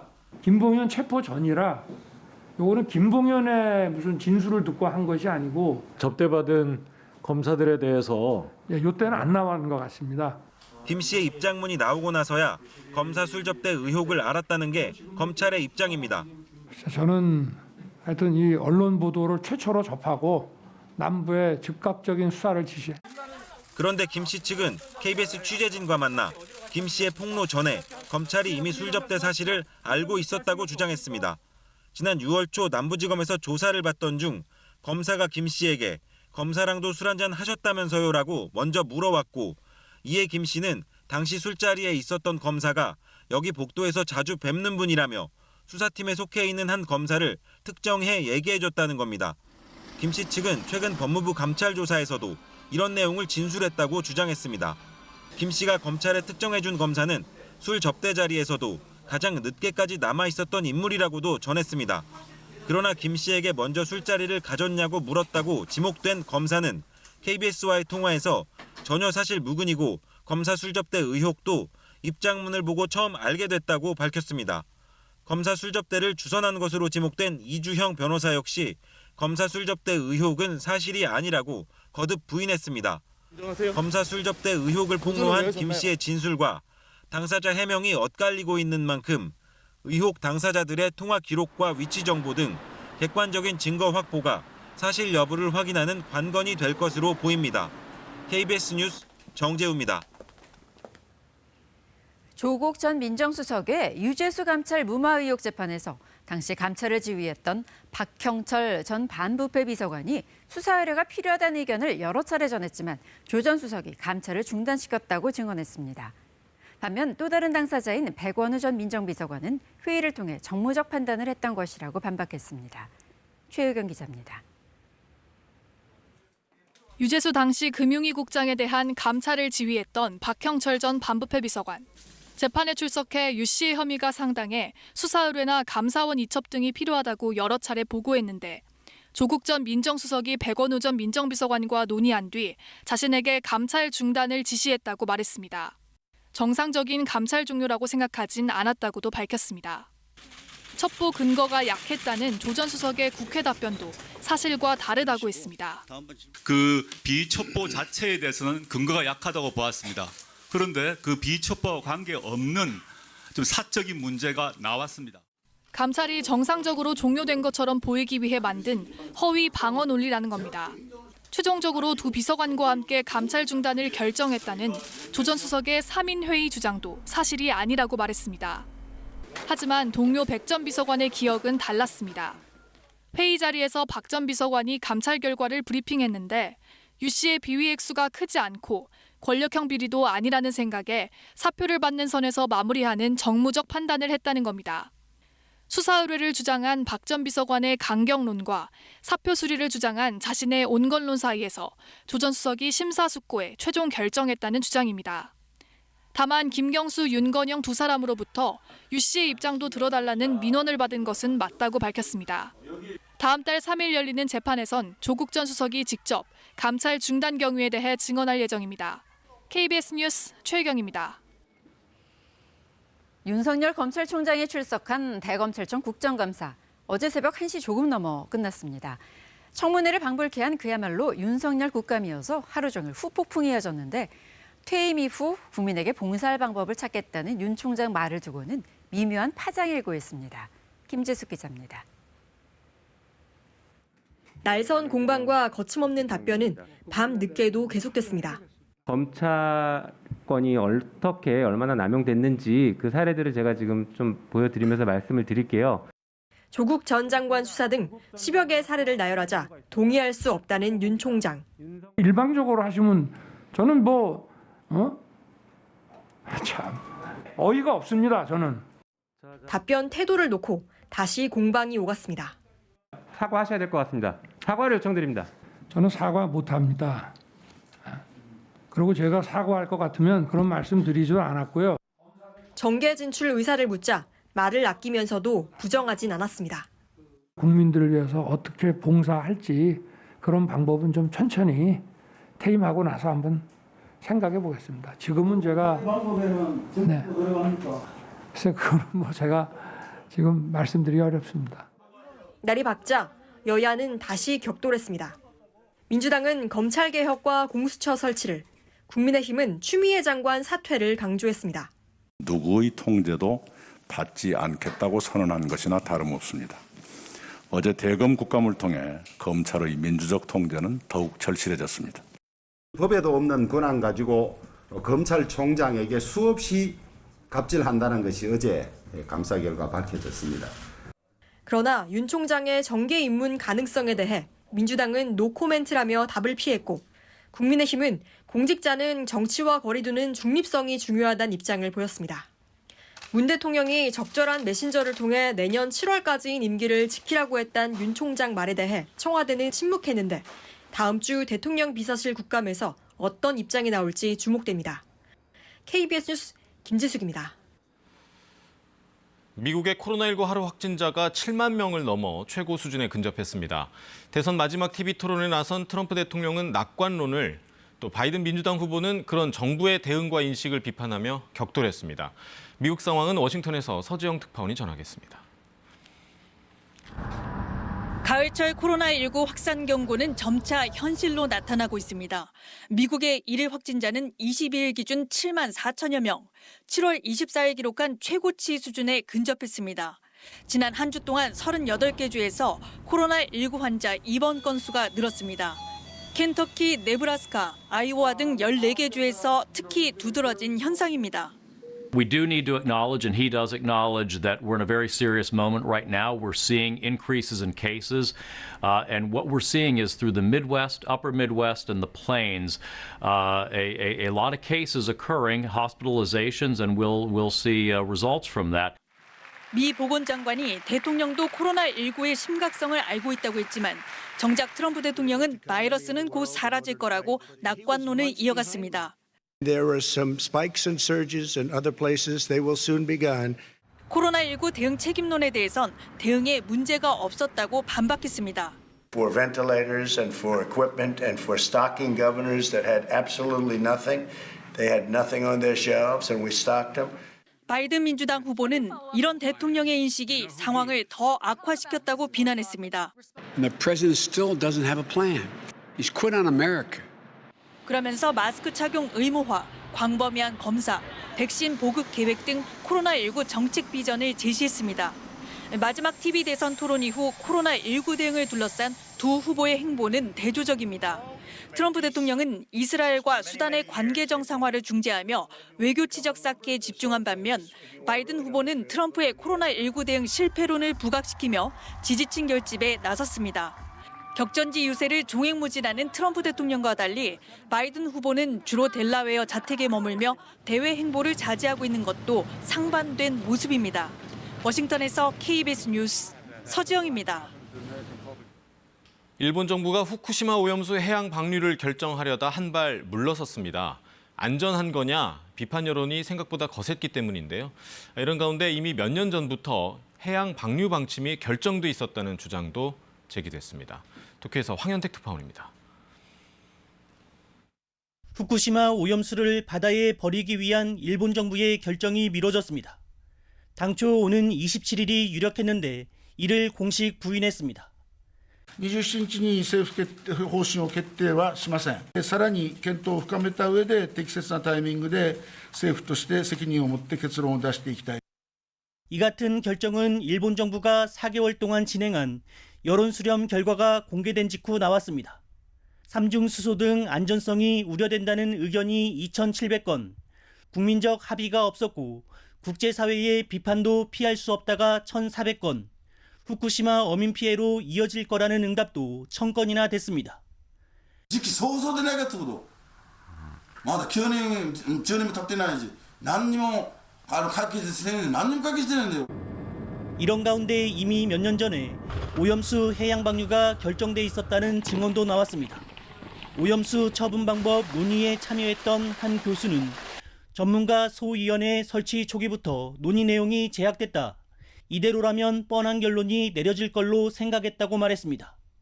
政治的な判断ということになってくるということで、そこまで例えば議論できなかった部分は確かにありますし。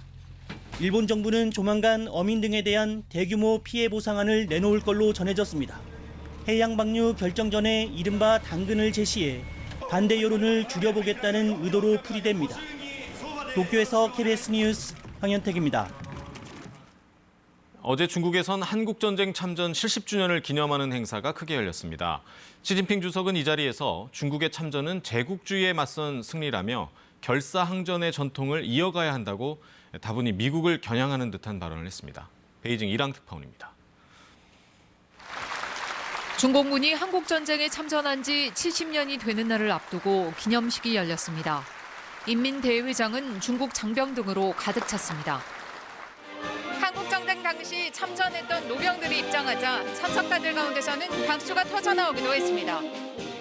60주년에도 기념행사가 열리긴 했지만 참석 인원과 면면 등을 볼 때 이례적일 만큼 규모가 커졌습니다. 시진핑 주석은 먼저 중공군의 참전이 제국주의 침략을 막아내고 아시아와 세계 평화를 가져왔다고 연설을 시작했습니다. 국가주석으로는 처음으로 공개석상에서 중국 희생자가 19만 7천여 명이라고 언급했습니다. 伟大抗美援朝精神跨越时空 历久弥新，必须永续传承，世代发扬。시 주석은 미국을 직접 언급하진 않으면서도 지금은 어떤 일방주의, 보호주의도 통하지 않는다며 미국을 향한 경고성 발언을 이어갔습니다. 绝不会允许任何人、任何势力侵犯和分裂祖国的神圣领土。一旦发生这样的严重情况，中国人民必将予以迎头痛击。 미국과의 갈등 속에서 자신들의 참전으로 한국 전쟁에서 승리를 거뒀다는 점을 강조하면서 다시 한번 미국을 향해 강한 메시지를 던진 것으로 풀이됩니다. 선양과 단둥둥에서도 대대적인 기념 행사를 갖는 등 애국주의를 내세우며 내부 단합에 나선 것으로 보입니다. 베이징에서 KBS 뉴스 이랑입니다. 청와대가 옛 상소문 형태로 정부 정책을 조목조목 비판한 이른바 시무칠조 국민청원에 답변을 내놨습니다. 고견에 감사드리고 특히 부동산 정책 목표 실현을 위해 더욱 노력하겠다고 밝혔습니다. 정청화 기자의 보도입니다. 지난 8월 옛 상소문의 형태를 빌려 문재인 정부의 정책을 조목조목 비판한 국민청원.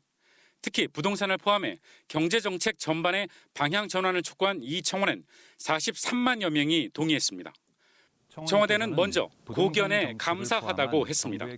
이번 청원을 통해 전해주신 의견도 잘 듣고 다시 한번 살피는 계기로 삼겠습니다.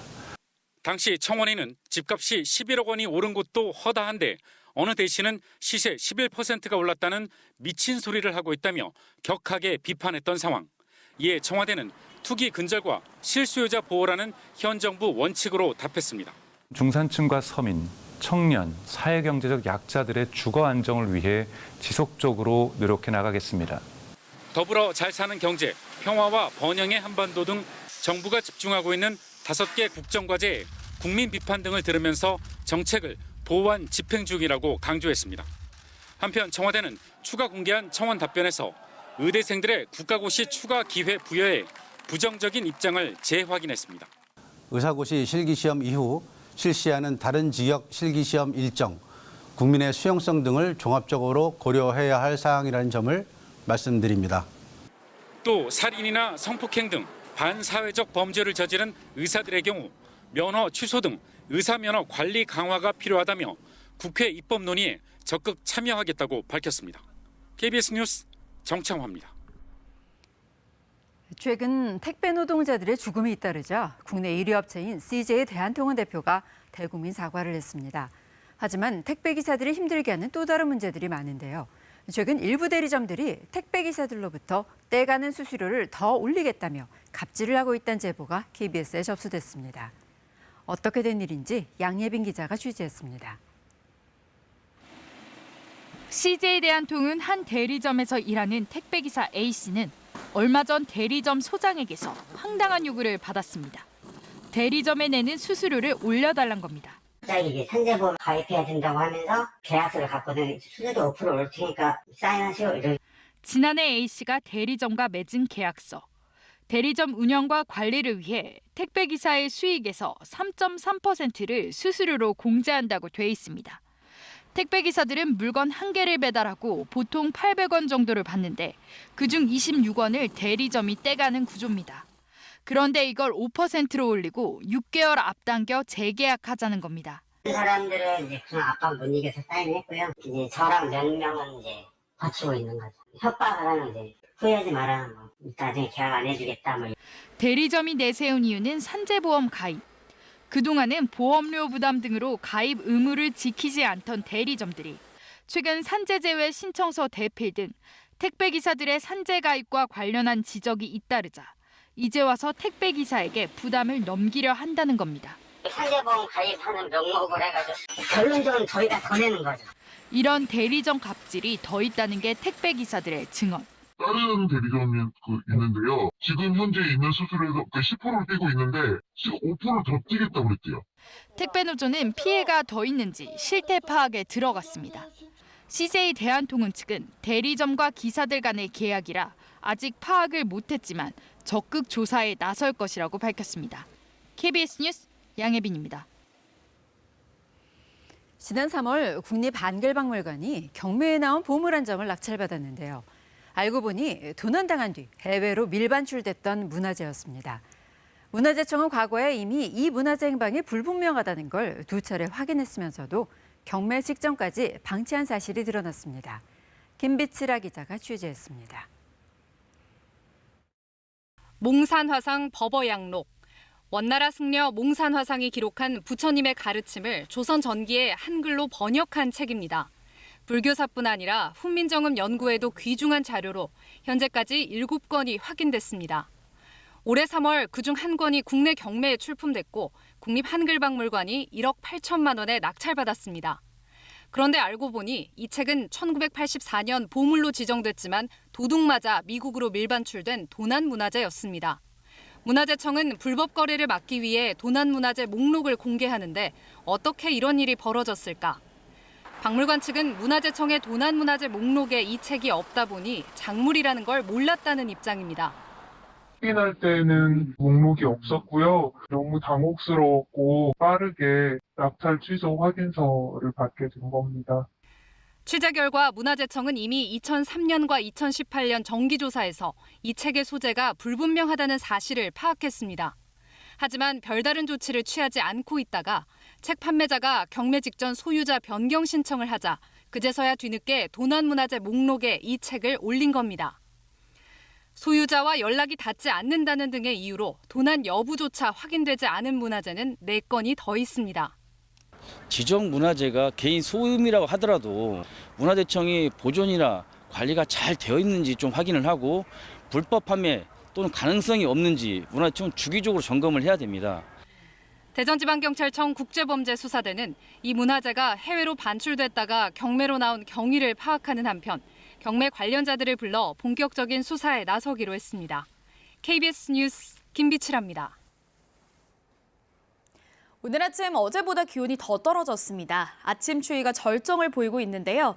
경기 북부와 강원 북부 지역, 강원 산지에는 한파주의보가 발효 중인 가운데 오늘 아침 대관령이 영하 2.8도, 보은과 봉화도 영하의 기온으로 출발했습니다. 서울도 아침 기온 3.2도로 어제보다 기온이 더 낮습니다. 그래도 저녁부터는 찬바람이 조금 잦아들 텐데요. 내일 아침까지는 일부 내륙 지역을 중심으로 영하의 기온을 보이는 곳이 있어서 건강 잃지 않도록 따뜻하게 챙겨 입으셔야겠습니다. 지금 전국의 하늘은 대체로 맑지만 호남 서해안과 제주에는 산발적으로 빗방울이 떨어지는 곳이 있습니다. 빗방울은 오전이면 대부분 그치겠습니다. 제주도와 울릉도, 독도에는 강풍주의보가 발효 중인 만큼 시설물 피해 없도록 유의하셔야겠습니다. 현재 기온 어제 아침보다 낮습니다. 원주가 1도, 세종 1.9도, 안동은 0.6도에 머물러 있는데요. 한낮에도 기온이 크게 오르지는 못하겠습니다. 서울이 14도, 대전 15도, 부산 17도에 머물겠습니다. 날씨 전해드렸습니다. 일제강점기 시절 대한독립군 총사령관이었던 홍범도 장군의 생전 영상을 KBS가 입수했습니다. 영상에는 당시 모스크바 극동민족대회에 참석한 홍 장군의 모습이 생생하게 담겨 있습니다. 정현욱 기자입니다. 3.1운동 1년 뒤인 1920년 두만강과 인접한 만주 봉오동에서 독립군과 일본군의 첫 대규모 전투가 벌어졌고 일본군은 높은 지대에 매복해 있던 독립군의 집중사격으로 100여 명의 전사자를 낸 채 퇴각합니다. 이 극적인 승리를 이끌었던 대한독립군 총사령관 홍범도 장군. 그의 54살 당시 모습이 생생히 담긴 영상이 처음 공개됐습니다. 구척장신의 장군이란 별명에 걸맞은 큰 키와 검게 그을린 얼굴, 특유의 짙은 콧수염까지 그동안 사진으로만 확인할 수 있었던 그 모습 그대로입니다. 봉오동 전투 2년 뒤인 1922년 1월 모스크바 극동민족대회에서 아시아 식민지 대표들과 독립투쟁 전략을 논의하기 위해 조선 대표단 일원으로 참석한 장면입니다. 각국 대표들이 모스크바에서 내리고 소련의 소비에트 러시아의 사관학교 의장대가 환영했습니다. 지금 대회 단상을 보고 있는데요. 제3인터내셔널 지도자들입니다. 영상에는 여운형과 권혜라 등 걸출한 독립운동가들의 젊은 시절 모습도 함께 담겨 있습니다. 이 행사에서 홍범도 장군은 당시 소비에트 러시아의 최고 지도자였던 레닌과 면담을 하는 등 명성에 걸맞은 예우를 받은 것으로 확인됐습니다. 조선의 아주 저명한 그 전설적인 독립군 대장이다. 그래가지고 이제 레닌이 이제 그 선물을 여러 가지 적군 그 복장하고 그다음에 이제 모자하고 이 권총 이제 받으신 건데. 하지만 만주 일대 독립군들이 뿔뿔이 흩어지면서 홍범도 장군도 연해주에 정착했고 이후 1943년 카자흐스탄에서 끝내 조국의 독립을 보지 못한 채 눈을 감았습니다. 98년 만에 공개된 흑백 필름 속 해맑은 미소. 평생을 독립운동에 헌신한 확신과 자부심을 엿볼 수 있는 역사 속 한 장면입니다. KBS 뉴스 정은욱입니다. 제주에서도 수돗물 유충이 발견됐었는데요. 수돗물 정상화는 다음 달에야 가능할 것 같습니다. 제주도는 그때까지 주민들에게 생수를 나눠주기로 했는데 주민들의 불안과 걱정은 쉽게 사라지지 않는 것 같습니다. 허지영 기자입니다. 물통에 담긴 물을 부어 야채를 씻고 두 차례 세척한 접시를 천으로 일일이 닦아냅니다. 서귀포시 수돗물에서 유충이 발견됐다는 소식에 손님들이 불안해할까 지역 식당에는 정수기물을 사용한다는 안내문도 붙었습니다. 평소보다는 좀 더 물에 신경을 많이 쓰면서 아무래도 저희 채소 같은 경우에는 정수기 물로 세척을 하고 있고 도민분들이 방문이 좀 줄었다고 볼 수 있죠. 주민센터에는 도에서 긴급 공급한 생수를 받기 위한 발걸음도 이어졌습니다. 선생님 가구 수 몇 분이세요? 세 분? 채운 것 같아요. 생수 엿새치를 한가득 채워가지만 걱정은 쉽게 가시지 않습니다. 아기가 아토피가 있어가지고 좀 신경이 쓰이긴 하는데 유충이 나왔다고 하니까 안 그래도 이게 몸에 어딘가에 있을 수도 있고 해서 더 불안하기는 해요. 제주도는 강정정수장 일대를 조사한 결과 주변 건천이 태풍이 지나간 뒤 물이 계속 흐르면서 유충이 유입된 것으로 추정하고 있습니다. 수돗물 정상화는 다음 달에야 가능할 것으로 본다면서도 지나친 불안감은 경계했습니다. 좀 음용은 좀 삼가해 주도록 저희들이 당부를 하고 있습니다. 뭐 씻거나 뭐 하는 데는 문제가 없는 걸로 그렇게 보고 있습니다. 제주도는 강정정수장 외에 도내 정수장 16군데를 조사한 결과 11곳은 안전한 것으로 확인됐다며 나머지 정수장에 대한 조사 결과도 곧 발표하겠다고 밝혔습니다. KBS 뉴스 허지영입니다. 한 대학병원이 정상 임신을 자궁 외 임신으로 오진해서 유산 유도 주사를 놔 결국 산모가 유산했습니다. 병원은 과실을 인정해놓고도 보상 약속은 지키지 않고 있습니다. 박연선 기자입니다. 지난 6월 2년의 노력 끝에 둘째를 임신한 신모 씨. 갑자기 배가 아파 대전의 한 대학병원 응급실을 찾았습니다. 신 씨를 검진한 전공의의 판단은 자궁외 임신. 이 전공의는 담당 교수와 상의한 뒤 유산을 유도하는 MTX 주사를 처방했습니다. 빨리 처방하지 않으면 심할 경우 임신부의 사망까지 초래할 수 있다고 설명했습니다. 며칠 뒤에 수의를 두고 이제 검사를 받고 그때 받겠다고 했는데 이제 나팔관에서 터지면 위험하다. 하지만 오진이었습니다. 이틀 뒤 다른 병원에서 정상 임신 판정을 받은 겁니다. 해당 대학병원에 항의하자 병원 측은 다시 검사를 한 뒤 오진임을 인정했습니다. 하지만 항암제 성분의 약물이 이미 태아에게 들어간 뒤였고 결국 한 달 뒤 유산했습니다. 너무 트라우마가 심해서 그 화장실도 집에서도 제대로 못 갔거든요, 사실은. 신 씨는 그런데도 병원 측이 사과 한마디 없었고 다시 아이를 가질 수 있도록 시험관 시술을 지원한다고 해놓고 치료비만 주겠다며 말을 바꿨다고 주장합니다. 이에 대해 병원 측은 시술 지원을 공식적으로 약속한 적은 없다고 해명했습니다. 성급하게 오진한 부분에 대한 법적 책임은 다 질 거고요. 원하신다면 의료중재원의 조정 절차를 따르는 등 최선을 다해 보상 방안을 마련할 예정입니다. 오진으로 아이를 잃고도 피해자 가족은 의료 분쟁 조정과 소송으로 힘겨운 싸움을 해야 할 처지에 놓였습니다. KBS 뉴스 박연선입니다. 나들이 하기 좋은 계절이지만 코로나19 확산 우려로 가을 축제들이 열리지 못하고 있는데요. 올해로 11년째를 맞는 제주 올레걷기 축제도 사상 첫 비대면 방식으로 막을 올렸습니다. 민소영 기자입니다. 해마다 세계 각지에서 10,000명 넘게 다녀가는 제주 올레 걷기 축제. 3, 2, 1. 올해는 대규모 개막식 대신 저마다 손에 쥔 리본을 풀면서 축제 시작을 알립니다. 한날 한시에 수천 명이 몰려다니며 걷던 올레길. 올해는 10대명씩 띄엄띄엄 걸어갑니다. 거리 두기를 위해 참가자를 하루에 코스별 15명씩 최소화한 겁니다. 올레길을 걸으며 제주 지역 문화를 체험하는 시간은 올해도 마련됐습니다. 제주 바다에서 채취한 톳을 넣어 싼 김밥 한 입에 우뭇가사리 콩국으로 목을 축입니다. 완전히 끝나고 제주 메밀과 백도라지 등으로 빚은 술을 입에 머금고 음미하며 코로나로 지치고 우울해진 마음을 달래봅니다. 걱정을 많이 했었는데 그래도 가을에 겨울이 오기 전에 걸으면서 조금 저조했던 다운됐던 우울감이 조금 없어지는 것 같아요.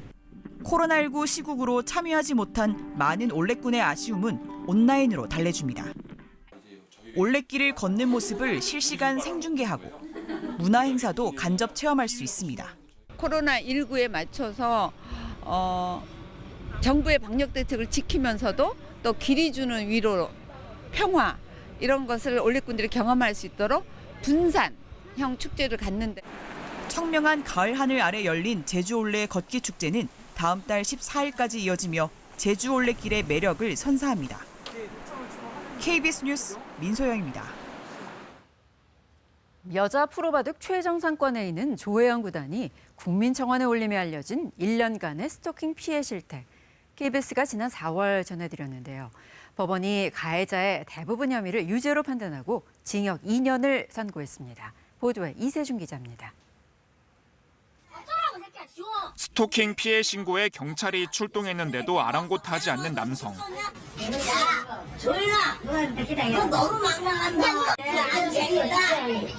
학원을 찾아가 난동을 부리거나 학원 출입구 벽에는 보고 싶다는 말부터 온갖 험담을 가득 적었습니다. 조혜연 기사 주변에 맴돌며 1년간 스토킹한 40대 정모 씨. 협박과 재물 손괴 등의 혐의로 기소됐고 법원은 정 씨에 대해 징역 2년을 선고했습니다. 재판부는 조 기사가 사설 경호원을 고용할 정도로 정신적 충격이 심하다며 학원에 끼친 경제적 손실도 상당히 보인다고 판단했습니다. 정 씨에 대해선 조현병으로 진료받은 기록이 있고 일부 범행은 우발적으로 이뤄진 것으로 보이는 점을 고려했다면서도 대부분 범행을 부인하고 반성하지 않는다고 지적했습니다. 조 기사는 정 씨가 징역형을 받아 다행이지만 앞으로가 더 걱정이라고 말했습니다. 정신적인 불안이나 이제 스트레스나 이런 거는 이제 도저히 이제 어떻게 보상이 안 되는 정도이고요. 출소한 이후 정말 무서울 것 같습니다. 또 나타날 거거든요. 네. 이번에는 보복을 할 가능성이 높고. 지난 4월 청와대 홈페이지에 국민청원을 올리며 스토킹 피해 사실을 폭로한 조 기사. 스토킹 범죄의 처벌 수위를 높이는 스토킹 방지법이 통과되지 않는 한 이 같은 피해는 반복될 것이라며 다시 한번 입법을 촉구했습니다. KBS 뉴스 이세중입니다. 네, 한밤중에 한 아파트 11층 유리창이 총알에 맞은 것처럼 뚫렸는데요. 어디선가 쇠구슬이나 비비탄 같은 게 날아온 것으로 추정됩니다. 경찰이 즉각 수사에 나섰습니다. 백상현 기자입니다. 아파트 거실 유리창에 지름 5mm 크기의 구멍이 뚫렸습니다. 마치 총알이 관통한 듯합니다. 구멍 주변엔 세로로 2m가량의 금도 생겼습니다. 새벽에 놀라 잠에서 깬 집주인은 불안에 떨었습니다. 총알 자국 같은 구멍 그 주변으로 파편이 튀기듯이 깨져가지고 이게 조금 위험성을 느꼈죠. 경찰은 쇠구슬이나 비비탄이 날아온 것으로 보고 있습니다.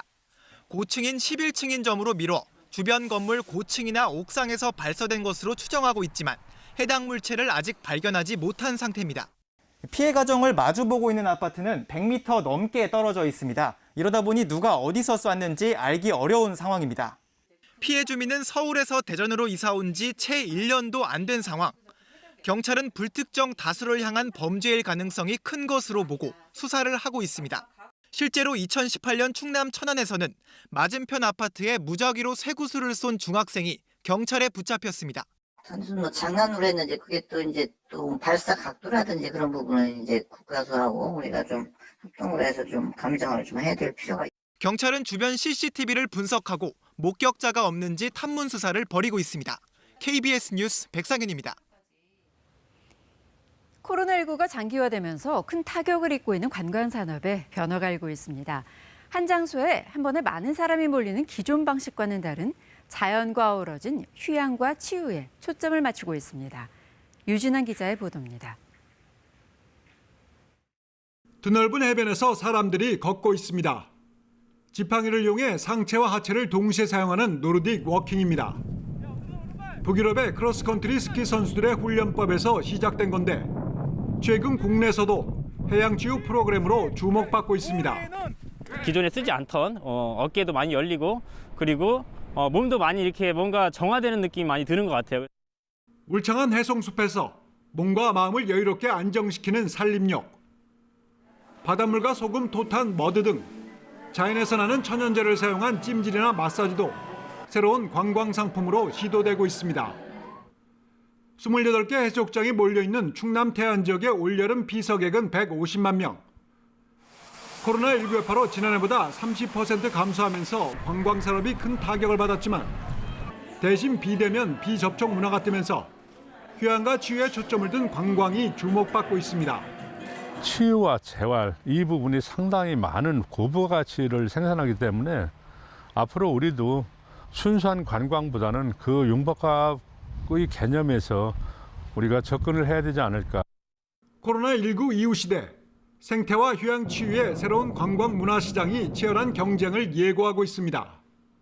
KBS 뉴스 유진환입니다. 세종도시교통공사의 업무직 채용 과정에서 채용 비리 의혹이 불거져 논란이 일고 있습니다. 서류 전형을 통과하고 인성검사에서 1등을 한 지원자가 사측의 관여로 면접을 포기한 사이 2등이 최종 합격을 했는데 알고 보니 이 합격자는 세종시의원의 아들이었습니다. 이몽열 기자의 보도입니다. 지난 6월 세종도시교통공사의 업무직 공채시험 인성검사 점수에서 1등을 한 지원자 대신 2등인 차점자가 최종 합격을 합니다. 공사 측의 권유로 1위를 한 지원자가 면접을 포기해 2위인 지원자가 최종 합격했는데 세종시의원의 아들이었습니다.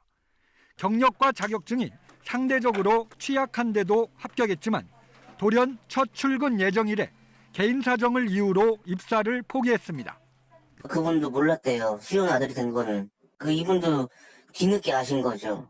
당시 계약직이던 1위 지원자에게는 사장과 처장급 인사가 1년 뒤 정규직 전환 가능성을 들며 미응시하라며 양해를 구한 것으로 알려졌습니다.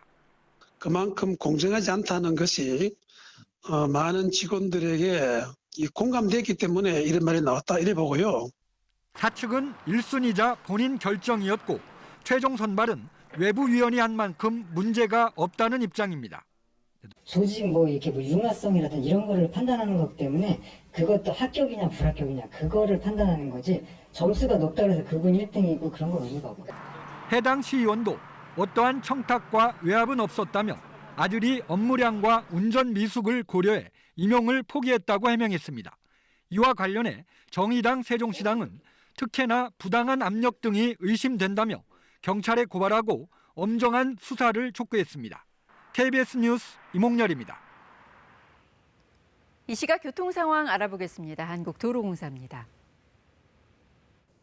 네, 날씨가 추워지긴 했지만 주말을 집에서 보내기엔 좀 아까운 계절이죠. 오늘 특히 단풍나들이 떠나는 분들이 많으실 텐데요. 외곽 쪽으로 낮 12시는 피해서 이동하는 게 좋겠고요. 정체는 저녁 8시와 9시쯤 풀릴 것으로 보입니다.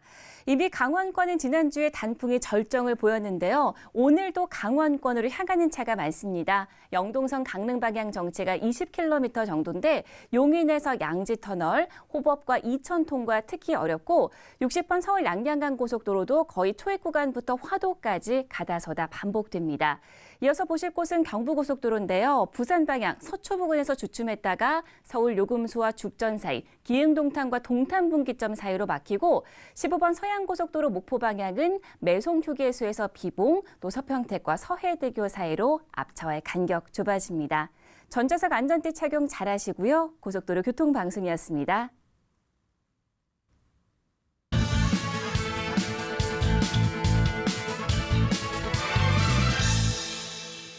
검찰의 꽃이라고 하는 검사장이 부임한 지 2달여 만에 지검장 자리에서 스스로 물러났습니다. 어제 의원 면직된 박순철 서울 남부지검장입니다. 정치가 검찰을 덮어버렸다는 사퇴의 글을 남겼습니다. 수사는 제대로 하고 있는데 정치권과 언론이 검찰을 흔들고 있다는 내용입니다. 법무장관의 수사지휘권 발동에도 납득하기 어려운 면이 있다고 이의를 제기했습니다. 박 전 지검장은 윤석열 검찰총장 장모의 잔고증명서 위조 관련 사건을 사례로 거론했습니다. 처음에는 야당이 수사하라고 주장하고 여당은 반대했는데 나중에는 여야가 입장을 맞바꿨다고 직격했습니다. 법과 원칙대로 수사해서 기소했는데도 누구 편이라는 식으로 보도가 되고 결국 정치검사가 돼버렸다고 토로했습니다. 여야 정치권은 라인펀드 사건과 관련한 김봉현 전 스타모빌리티 회장의 주장을 놓고서도 비슷한 모습을 보이고 있습니다. 사기 범죄자에게 노란하고 있다는 비난과 철저한 진상규명 촉구가 여야 사이를 오락가락했습니다. 결국 검찰 입장에서는 어떤 수사 결과를 내놓더라도 공정성을 의심받게 될 것이라는 게 박 전 지검장의 항변입니다. 정치권이 이러는 데다가 법무장관과 검찰총장이 정면 충돌하면서 과연 검찰이 제대로 일을 할 수 있을지 걱정하는 목소리가 커지고 있습니다. 검찰 개혁과 검찰의 중립성을 확보하는 길에는 진통이 따를 수밖에 없습니다. 하지만 달면 삼키고 쓰면 뱉는 식의 정치권 행태는 개혁이나 중립성 확보를 더 어렵게 할 뿐입니다. 정치권이 변하지 않으면 공수처가 설치돼도 공정성 논란과 공방은 지속될 가능성이 큽니다. 검찰은 어떻게 해야 공정한 것입니까? 박 전 지검장 사퇴글의 한 부분입니다.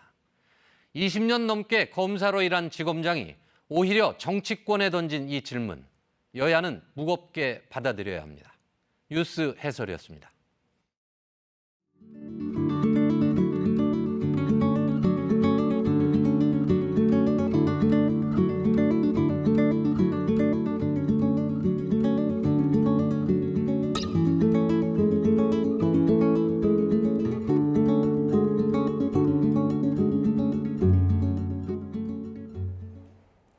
오늘 나가신다면 따뜻하게 챙겨 입으셔야겠습니다. 오늘 아침 어제보다 더 추운데요. 경기 북부와 강원 북부 지역, 강원 산간 지역으로는 한파주의보가 내려져 있고 오늘 아침 대관령이 영하 2.8도, 봉화와 보은도 영하로 기온이 떨어졌습니다. 서울도 아침 기온 3.2도로 어제보다 기온이 낮습니다. 다행히 오늘 저녁부터는 서풍이 불어들면서 찬바람이 잦아들겠습니다. 그래도 내일 아침까지는 일부 내륙 지역에서 영하로 기온이 떨어지는 곳이 있겠고요. 일교차는 크게 벌어지겠습니다. 지금 대부분 지역의 하늘은 맑은 상태입니다. 다만 호남 서해안과 제주로는 약하게 빗방울이 떨어지고 있는데 오전이면 대부분 그치겠습니다. 오늘 오전까지 제주도에는 바람이 매우 강하게 불겠습니다. 지금 제주도와 울릉도, 독도에는 강풍주의보가 발효 중입니다. 현재 기온은 어제 아침보다 많이 떨어져 있습니다. 서울이 3.3도, 안동 0.6도, 춘천은 영하 1.9도 가리키고 있고요. 남부지방도 어제보다 3도에서 5도가량 기온이 떨어져서 광주가 9.2도, 부산은 7.3도 가리키고 있습니다. 한낮에도 기온은 크게 오르지 못하겠습니다. 서울이 14도, 대구 16도, 대전과 광주 15도로 대부분 지역 15도 안팎에 머물며 낮 동안에도 서늘하겠습니다. 바다의 물결은 모든 해상에서 최고 4m까지 거세게 일겠습니다. 날씨 전해드렸습니다. 주말 아침 뉴스광장 마치겠습니다. 기분 좋은 주말 보내시기 바랍니다. 고맙습니다.